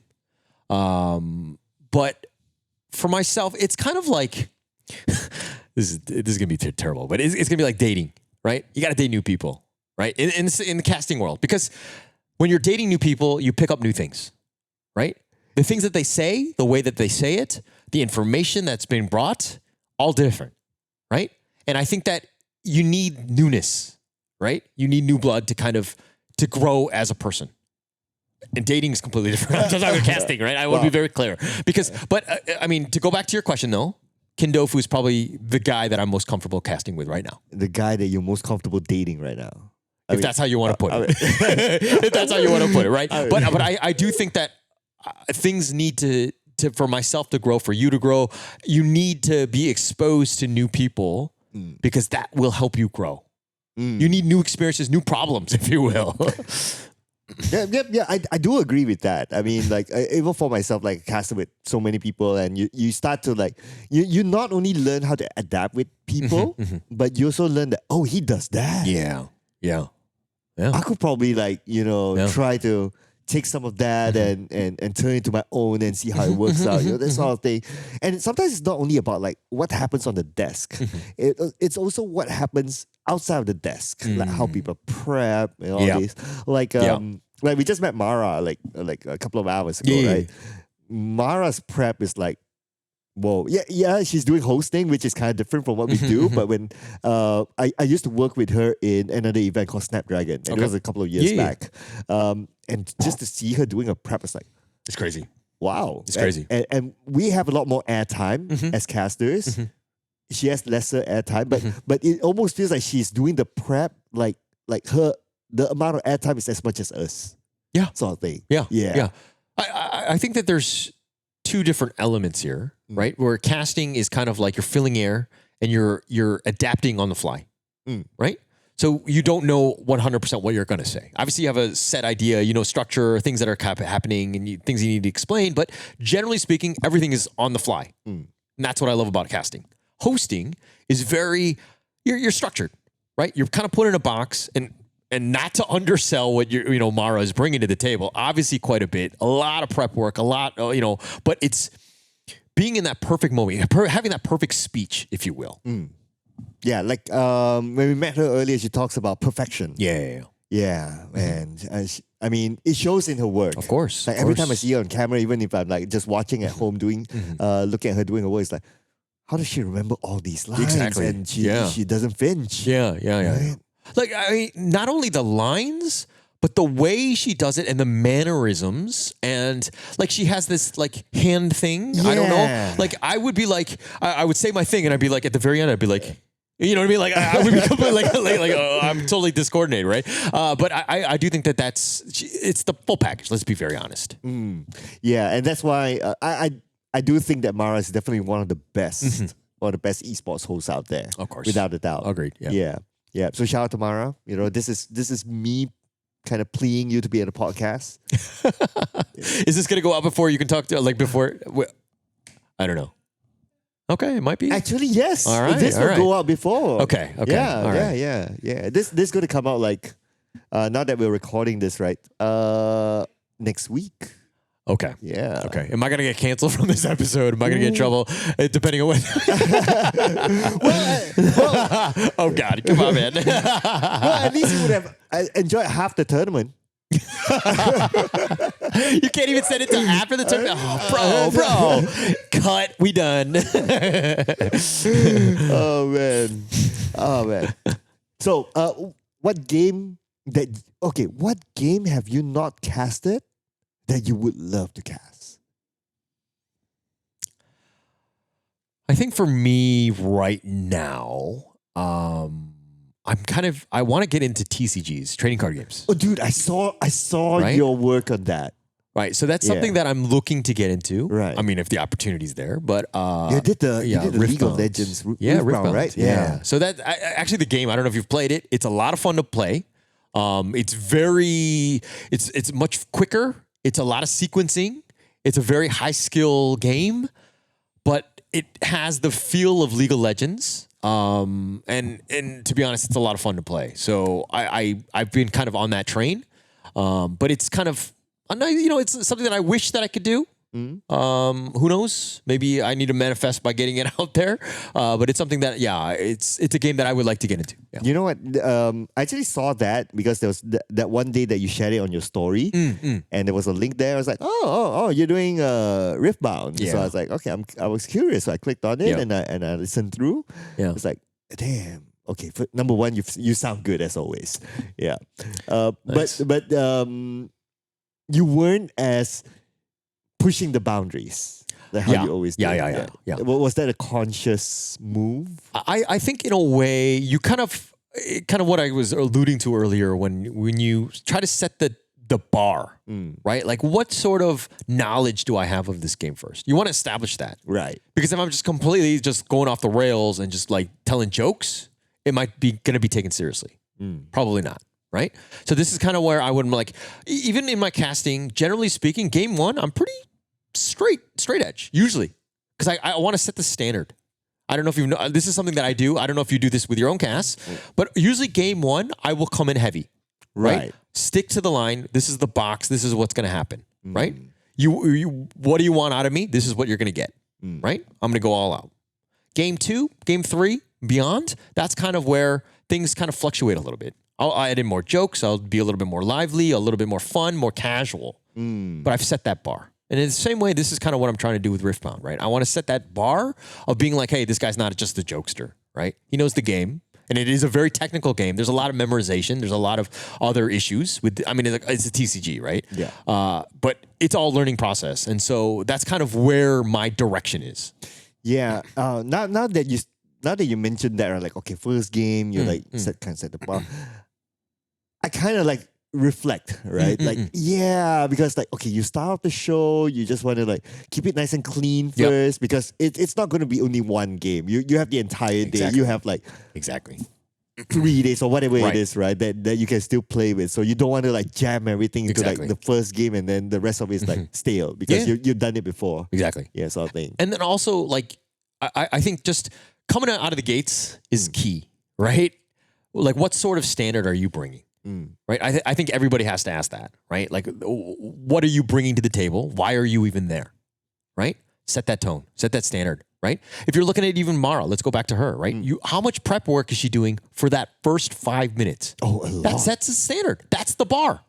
Yeah. Right? So, you know, if she were to kind of, let's go easy on the opener, but we'll be greater later on, that's not possible. You set that standard high to begin with. Nobody goes higher than you, and you're like, that's why I picked Mara. Right? And then everything after that, you can go easier. You can, stumble at times, but you've already set the standard. That's what I'm trying to do as well. Right. So how easy was it for you to cast TCG? Like for me, it's hard. Like even if it's like not the physical TCG, like if it's like what are those digital ones called again? Digital game, digital TCGs. I forgot those titles. It's hard because there's so many things you need to know. There's no line between. There's no like you kind of know.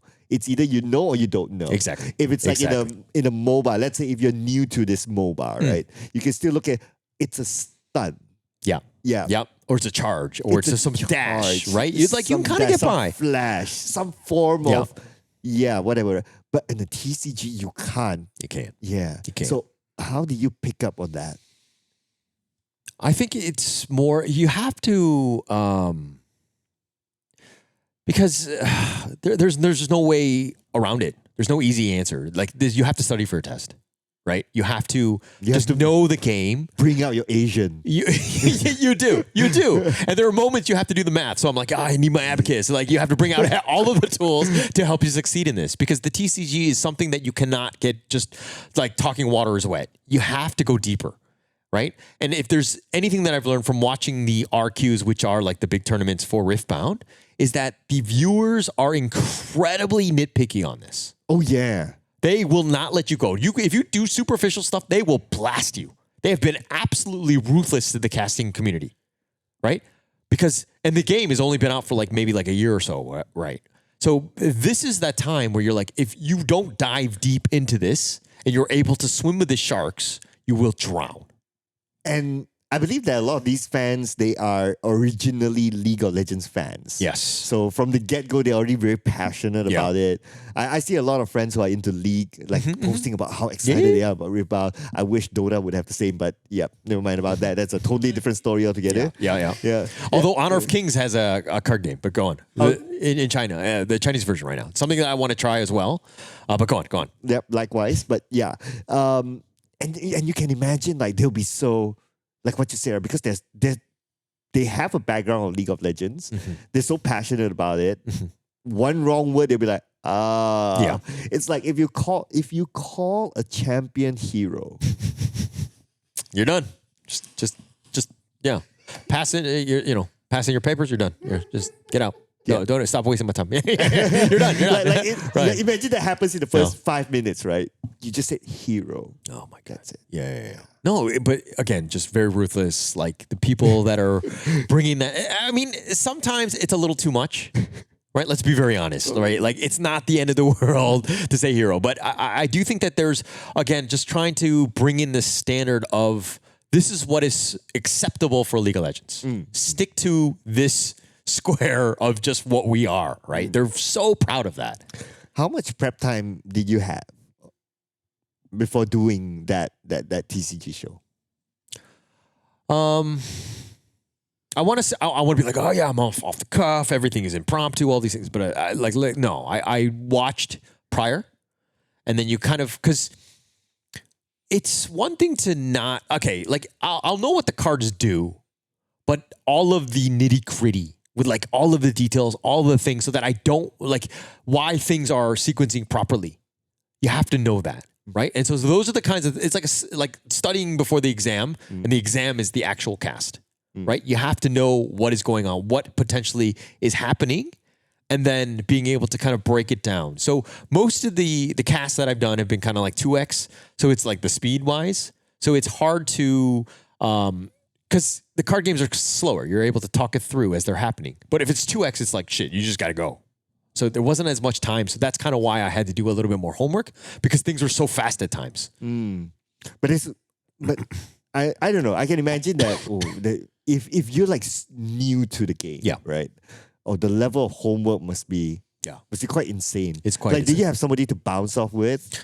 I started with Brian Croissant. He's a Pokemon TCG caster. Brian Croissant, like the French bread croissant? No, he goes by Croissant because his last name is Croix. Croissant. So Croissant is his like handle, his IGN. Okay. But his name is Brian. He's been basically, we casted together at MPLSG. But he was a Pokemon caster. He does Lorcana. I don't know if you know Lorcana. It's like the Disney game, TCG. Okay. And then he's also learning Riftbound. And I was like, oh, that's the perfect time for me to learn as well. So he's far superior in terms of the game. He's hardcore. He's like the #1 Singapore Pokemon player. Okay. So he has a lot of TCG background, right? And experience. And so having him as somebody to kind of be like, hey, we have casted together with him. We're able to kind of understand how the TCG things goes. So he's been very helpful in me learning how to cast Riftbound as well. Right. Okay. That's a big help. Yeah. Huge help. Yeah. I mean, if you were to study alone, oh man, it's so hard. It's hard. Yeah. And so that's why because when you're watching or you're trying to learn a new game, you're always watching what exists. Like you're watching other tournaments. How do those guys cast? How do they do things, right? So that kind of sets the tone a little bit in terms of just like what you should be trying to do. But is there a lot of casting opportunity for TCG? No, but there's a RQ that's happening in Singapore, and that's kind of why some of like myself as well are kind of like, if they happen to hiring somebody that's like in the local area, like I'm like, I'm kind of available, right? That kind of stuff, right? So the opportunity maybe, and hopefully that'll open more doors, right? Why TCG though, for you? Actually, I used to be an old school Magic player. Oh, yeah. And I'm not going to tell you what cards I had because that's going to age myself. But understood that I used to play a long time ago, and I was pretty hardcore. I was competitive, right? And I've always had that itch to kind of like. I always make the joke that I quit Magic to do drugs because drugs were cheaper. But I think that in this case, that's kind of how I moved on. But I do think that like TCGs are always something that I've always loved to play. Right. And I love the strategic element of them. And, if the opportunities there's, again, something that I would like to jump on if possible. Have you not considered being a player? Oh, yeah. Or a collector? I don't know. Collector, I think it takes money to make make money, right? As a collector, right? Yeah. To buy some stuff. But player. Yeah, as a player, this is something that I have been playing pretty weekly or regularly, weekly on this. Oh, so your stories are not other people's pictures? No, they're me. Okay, they're me. just to confirm. Yeah, me getting smashed. Yeah. So it's kind of like I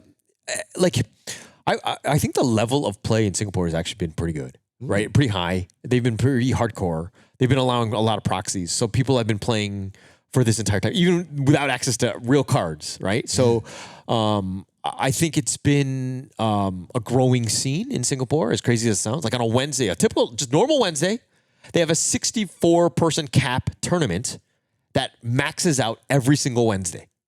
On a Wednesday night. Wednesday night. Right? And there are people that are in the waiting, in the queue, so to speak. Wow. And this place has 64 people every week. Wow. It's crazy. There's so much support right now. It's very popular. Wow. Yeah. And that's only Riftbound, right? Only Riftbound. Like, what about like Pokemon or they have it, but it's just not as big. It's not as. I mean, they have element. I would say that the overall community is probably big because Pokemon's a lot. It's been around for a lot longer. But I think that the buzz right now has been Riftbound. Almost the tournaments are the weeklies. They're called Nexus Nights, I believe, NN or whatever. And you're able to kind of like they cap out. Like it's actually crazy how much demand there is, and there are people like my local store has like 20 people, and every single week, within minutes, it gets capped out. Man, yeah, it's insane, crazy. I have this friend who's in Penang. Penang is like the northern side of Malaysia, and he's an ex-Wild Rift pro. He actually played in the Wild Rift that you probably might have casted, right? So he's quit playing pro, and he's into TCG now. Okay. And what I learned from him, so we chat from time to time. What I learned from him is that as a TCG player, you can play multiple TCGs. Like it's no issue. It's not like it's different from like, oh, today you're playing Dota, tomorrow you're playing League. It's almost like you don't know how to do it. 100%. Yeah. Like, have you not thought about like just venturing into other TCGs so that you can fill your calendar with it, something like that? I think if the opportunity for casting was there, I would do that. All right. Right? Because right now, I mean, I don't think that Lorcana and like Magic and things have really a huge demand of casters for those games, at least in Singapore. All right. Think about this, right? Think about this. Okay. You join as a player. Okay. Right. And you join these multiple TCGs, whichever IP it is, and you just play. You may go pro or you may be somewhat there, right? Okay. And then one day there's this league that just blows. Yep. And then they're like, you're the first choice because you're ex-pro. Yeah. Yeah. Dude. But I as much as I would love to do that and to be like, oh yeah, totally. But I'm getting smashed, man. I ain't no pro. Like I go 0-3 at times in a tournament, right? Like I question my life at moments, right? Like some of the players are very good. And I think that that's been the hardest thing of being like every day, every tournament is brand new, clean slate, all these things. But there is a definite level of skill, right? And overcoming that, when you're talking about some ex-Hearthstone players that are playing right now, doing very well, and you have other people that can fine-tune, they can meta, they have access to all the cards. I mean, card access isn't the biggest problem. It's about the playing skill. Right. I think that level right now is actually pretty high in Singapore. Interesting. But that means that the scene is healthy as well. I agree. Yeah. You're right. And you imagine this, right? Like you go competitive in that. You not only can play in Singapore, you can play in Malaysia because it's just a drive down or something like that. Of course, yeah. Yeah. No, I love that. Dude. I would love that. Yeah. That'll be a thing. That would be amazing. Yeah. But I mean, I gotta be the biggest fish in the pool right now in Singapore, right? Before I can kind of move on, because they're like, oh, why would I take the 100th place person in Malaysia? You know what I mean? Like that's not gonna happen, right? So I gotta conquer one thing at a time, right? One step at a time. Yeah. Wow. And this TCG thing has like blown up in the past year or so. I think that or has it always been there? It's just that I was ignorant or something. I don't know. I think I think like that Pokemon app, that TCG, that Pokemon Go or whatever. Oh, yeah. I think that one, with the one where you collect cards, I forgot the app name, but basically you open packs. I think that when that app came out, the Pokemon craze increased quite a bit. Like the demand was like, oh, actually, I like opening packs, right? And then you would see more of it. People would just pop in packs everywhere, and then you know what I mean, like have those moments, right? But I do think that that's been more recent. Pokemon has always been there. Riftbound obviously new, so kind of a little different in that sense. But I think that TCGs have kind of always been in the wings. Never really at the shiniest moments. Maybe because they haven't showered. I'm not sure. But I do think that there are elements of that. Oh man, all of them are gonna come after me. But yeah. You can find me at Sagi HOK. All right, come at me, Roz.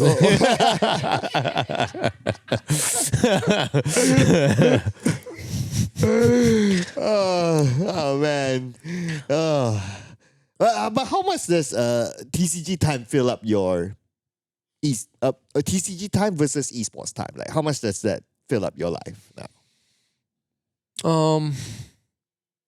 I'll fill up my life. Let's talk about free time more than anything else. Right. Like outside of responsibility, outside of like trying to being make a money, dad and trying to all be a that. dad, and all those other things. I would say constantly on the grind. So like I would say like maybe 2 hours of the day. You know, that's for not bad. both, right? Like I feel like the esports, you're kind of like, what are the events coming up? How am I like in my, you got to do prep work as well, right? So that stuff, and then TCG is more of like brewing, playing. There's ways to play online. There's different elements of that as well. So constantly learning cards. Like there's moments and time that's blacked out in my calendar to like learn this stuff, right? So it's always something that I love to do, is always learning new things. Dude, I always have respect for people who cast like TCG and all that, because I feel that it is the most difficult thing to cast. It's hard. Yeah, even if it's like whatever, Yu-Gi-Oh or you name it, right? It's like, it's the most difficult thing to cast. True. Yeah. Arguably fighting games. Yeah. Yeah. Although it's like, okay, visually it looks kind of basic visually, but if you're in the community, and you'll be able to tell that, this cast is new. Yeah. This cast is not. Actually, I was gonna, like you were saying, the most difficult one outside of TCGs. Before I even tried to think about TCGs, I would have said fighting games as well. Oh, I do agree 100%. Like frame data, like whose turn it is, like the moves. There's so many different things that make it very difficult. It's not like UFC where it's like the guys are punching, like gets on top. I mean, there's like technique, and then the different like move sets, and some of these have been like growing for like the past like 20, 30 years or whatever. They, you know what I mean? Like those are like the legacy players that are looking for that depth of knowledge, right? And so your casting knowledge needs to be as high. Yeah. And most fighting games have been around like forever. Yeah. Like they just move like from different series to different series, right? So But true. like Street Fighter. Yeah. Dude, I was playing Street Fighter as a kid. Yeah. Right? And most of it are still the same characters still now. Like Ryu is still there, Ken is still there, Blanca and whatever, right? Yeah. But okay, anyway. So let's talk a little bit about the future. Okay. Right. Like if Hollar was not into casting or into esports, what would Hollar be into? Besides TCG. Not into gaming whatsoever. Yeah. Like you've taken it away from me. Yeah, I'll take it away from you. What will you do? Probably be a janitor somewhere. I mean, just living miserably because I don't have gaming and esports, and cloud stolen from my life. You know what I mean? Like, where's my gaming? I need these. No, I mean, whatever I could. I mean, probably like a counselor, therapist, something of that sort, right? Helping people. So I was right. I think that This in a way feels like a therapy session. because I do think that, but this is something that I've actually found about myself a little much later, right? I love to just kind of help people, right? And whatever way I can do it, that's been something that I've learned to much later in life. I'm probably too late to be any of that now, but I think that it's something that, probably thinking about it now, that's probably where I'd be. I mean, I'm sure there are certifications that you can take, No, nothing online. Nothing for under $500. I've checked. No, I'm kidding. Right. So, would you encourage your kid to get into esports? I will never put a barrier on what my kids want to do. Right. So if they say yes, If they want to do it, they do it. Right? And I think it's not going to be easy, of course, but the way I look at it is like, why would I say no or restrict them when I'm doing it now?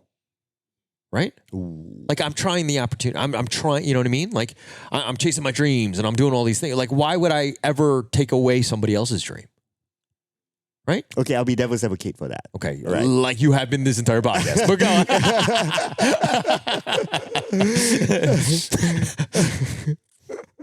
Okay. I'm just kidding. You have not been. You've Sorry, been most that- kind. That was good. That was good. You caught me up there. Again and again. And we're gonna spend a week together. I know. So. This is just the beginning, my friend. Oh man, this is just what. God, we are actually recording this right before the Asian Games qualifiers for HOK. This is like warm up. Oh, of course. Yeah. We should have Adam here. By the way, he was trying to call me, but we'll talk about that again later. I think, yeah. I don't worry about him. He's a big boy. We have an entire week to see him, okay? Yeah. Right. Oh, man, what was I supposed to ask you? The devil's advocate. Oh, devil's advocate. Yeah. Okay. All right. Because you have already built a career in corporate, you means that you already kind of know what you want. Right. You have a better worldview of things. You have already built yourself financially because of that. So you have a cushion to take risks. But if they're young, the cushion is the mom and the dad. Yeah. Yeah. But if they start off late, they might lose the rat race. When you see people that are casting now and they haven't really gone through the corporate rat race, they're very different people, right?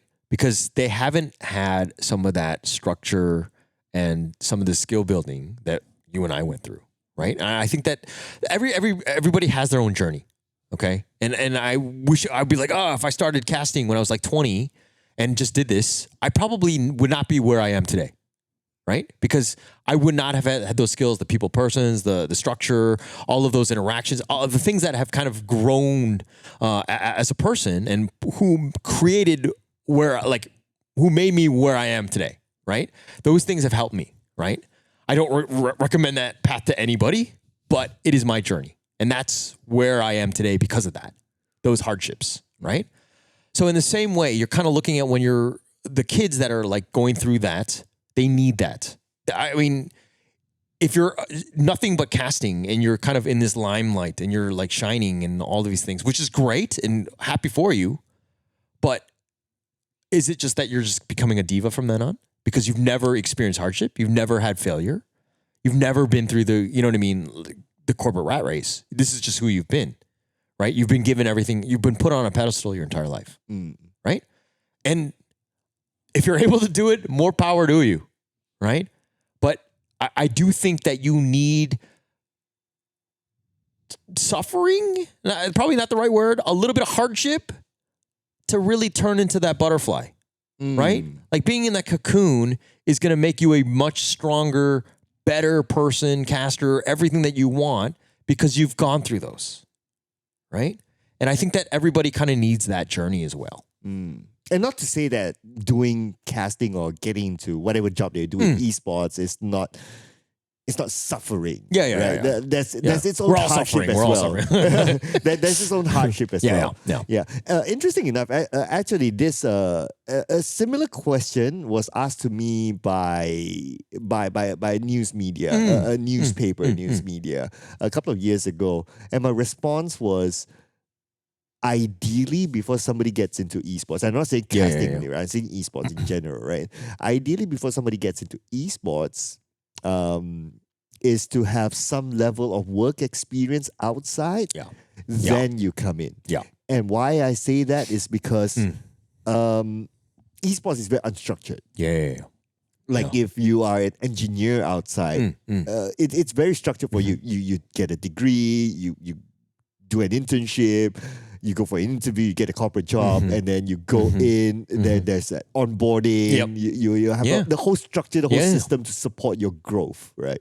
But let's say if you even work as a marshal, for example, right? You're just here to do a marshal job, and for the most part, that's it, right? Like people don't give you the structure for you to grow. So if you start off with that, you don't know how big the world is. Yeah. And this is where sometimes I feel for people who are in the small bubble of only able to see that, earning $10 per event or $50 per event is good enough for me. Yeah. And I'm not saying it's bad. It's hard-earned money, it's clean money and whatever. But I think that everybody should think about progressing themselves. Yeah. And you can earn better. You can move up the social ladder. Yeah. So I'm in that opinion. To summarize, I'm in the opinion that ideally to get some working experience out there, so you know how the world works. Then you come into esports, then you will have a better, clearer structure and idea of how to carry yourself. This is not the. I think this might be the first time that I agree with you 100%. Oh man, yeah, this never happened ever. Oh yeah, we just got it on tape. Right. Oh. No, but I do agree with you because I do think that it's incredibly important. Everything that you just said, I'm going to parrot a little bit of it, but I think the biggest piece to this is just you're taught discipline, right? When you're flipping burgers, whatever it is, you got to be on time. You got to know how to talk to customers. If you get yelled at, what are you going to do? Are you able to count change? Are you stealing from the till? They're simple, fundamental things that you need to learn. So it doesn't matter what the job is, but having that real world experience, whatever, again, corporate helps, retail, all these things are great for you to learn how to be a person. Oh yeah. Yeah. And can you imagine this, right? Let's say, so you do a year or two in a corporate job, then you jump into esports. Okay, maybe after a while things happen and you have to come back to doing a corporate job. You have that option because you can say that, hey, at least I have 2 years experience. So you're still hireable, if that's even a word. But not in this economy. Yeah, because imagine if you come out I come out and I do esports as a fresh graduate. 5 years later, you want to do a corporate job. Yeah.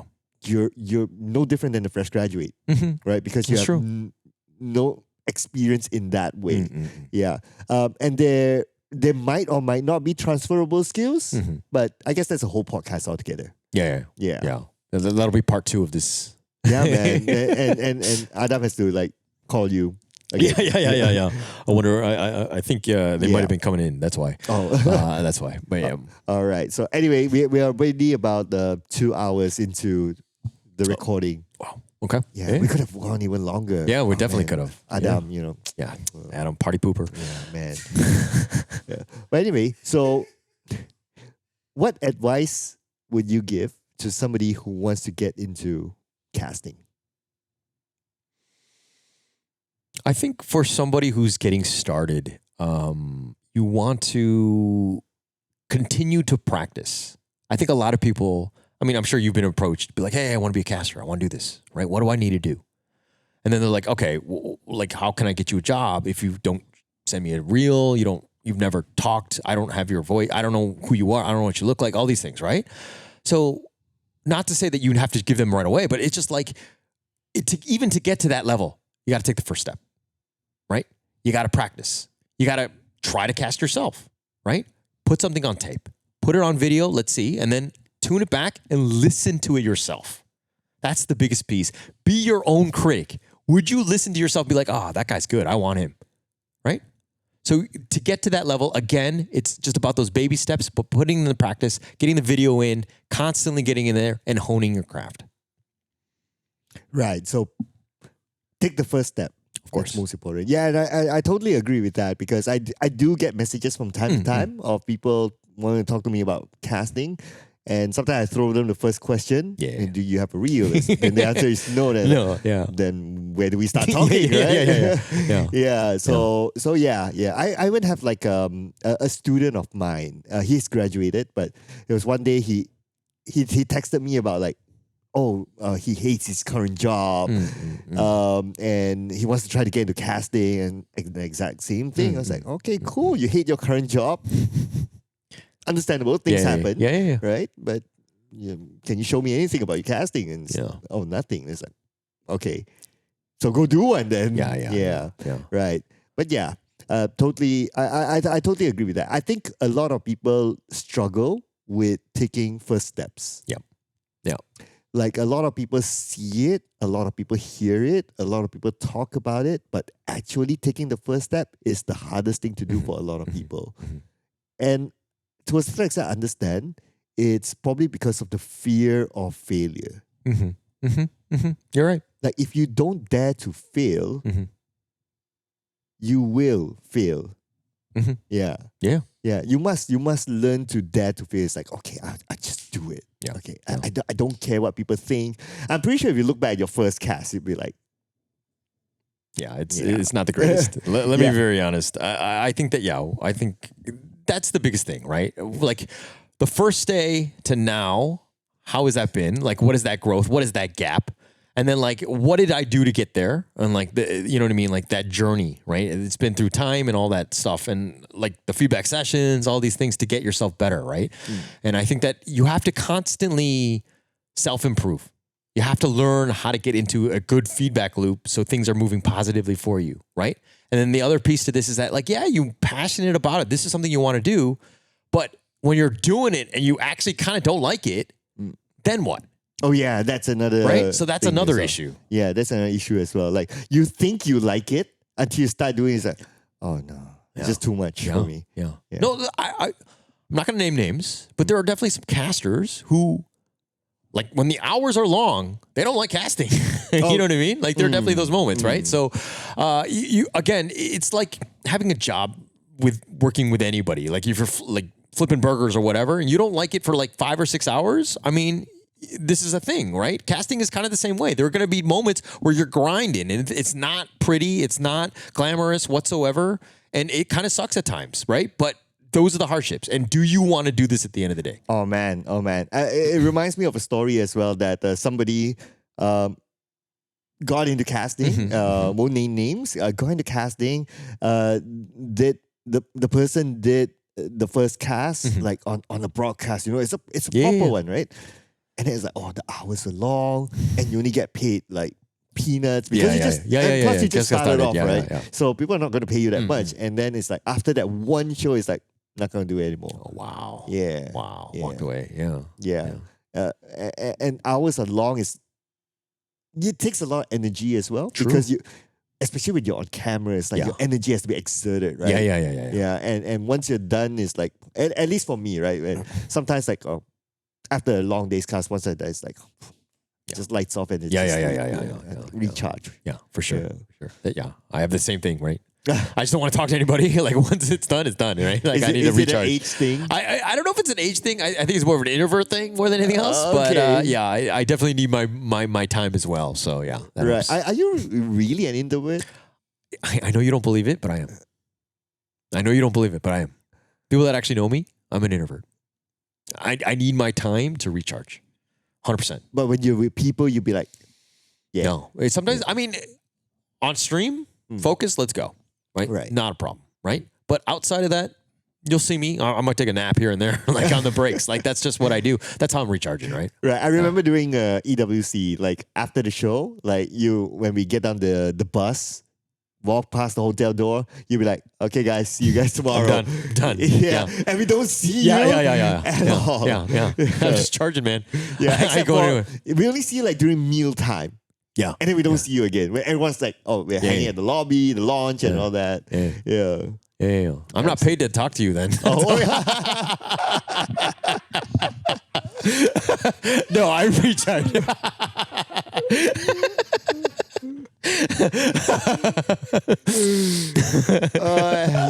know what? With that being said, it's a good point to end the note on. That one last joke to leave you guys. Boom. Where can people follow you? Hollar TV. Yeah, on Twitter, mainly TikTok and Instagram. Yeah. Right. Make sure you follow him. Because is he paying for? Yeah. Okay. Never mind. I clearly can't do the same as Hollar. Okay. I won't even try. Right. Anyway, links to Hollar is in the description below if you want to check him out on his work and all that. And maybe one last thing for you. I really want to ask this. I know, like I kind of wrapped it up. Yeah, good. Okay. What's next for Hollar? I think, we're going to end off H2 with some pretty big events, especially in the Honor of Kings scene. I think those are for this year. I think that hopefully I can pivot into the TCGs, like the Riftbound. That's the direction that I'd like to go in. But again, I think that also I've been very open to, like yourself, finding students, teaching this craft. I think that this is one of my true passions, right? I love casting. I want other people to cast. And I know it's like an art. It's all over the place. But I do feel like there's some tips that I can do to potentially help you and to level up, right? I think that that's something that I want to do is I want to pass on my knowledge as well. So if you want to bug someone that doesn't mind, he's your guy. Well, I kind of mind, but I mean, He won't mind if you pay him. No. I'm not saying that at all. I definitely genuinely want to help people. I think that, casting is one of the most amazing. It's like a stand-up comedian doing their job, right? Like other stand-up comedians, let them shine, right? Let them bring new stuff. And hopefully maybe I can learn a thing or two from you as well. Oh, man. Likewise, I love every time we cast. But likewise, brother. Yep. Anyways, this conversation can never end because it's great. We should do maybe like a catch up again in the future. Yeah, maybe your personal updates or something that you have found. In the future, basically. Yep. So anyway, thank you so much for watching, ladies and gentlemen. This is another episode of Podcast Tak Berlesen. So don't forget to give Hollar a follow as well. And who would you like to see on our next, as our next guest? Put it in the comment section too. And we'll see you guys in the next episode. Bye-bye.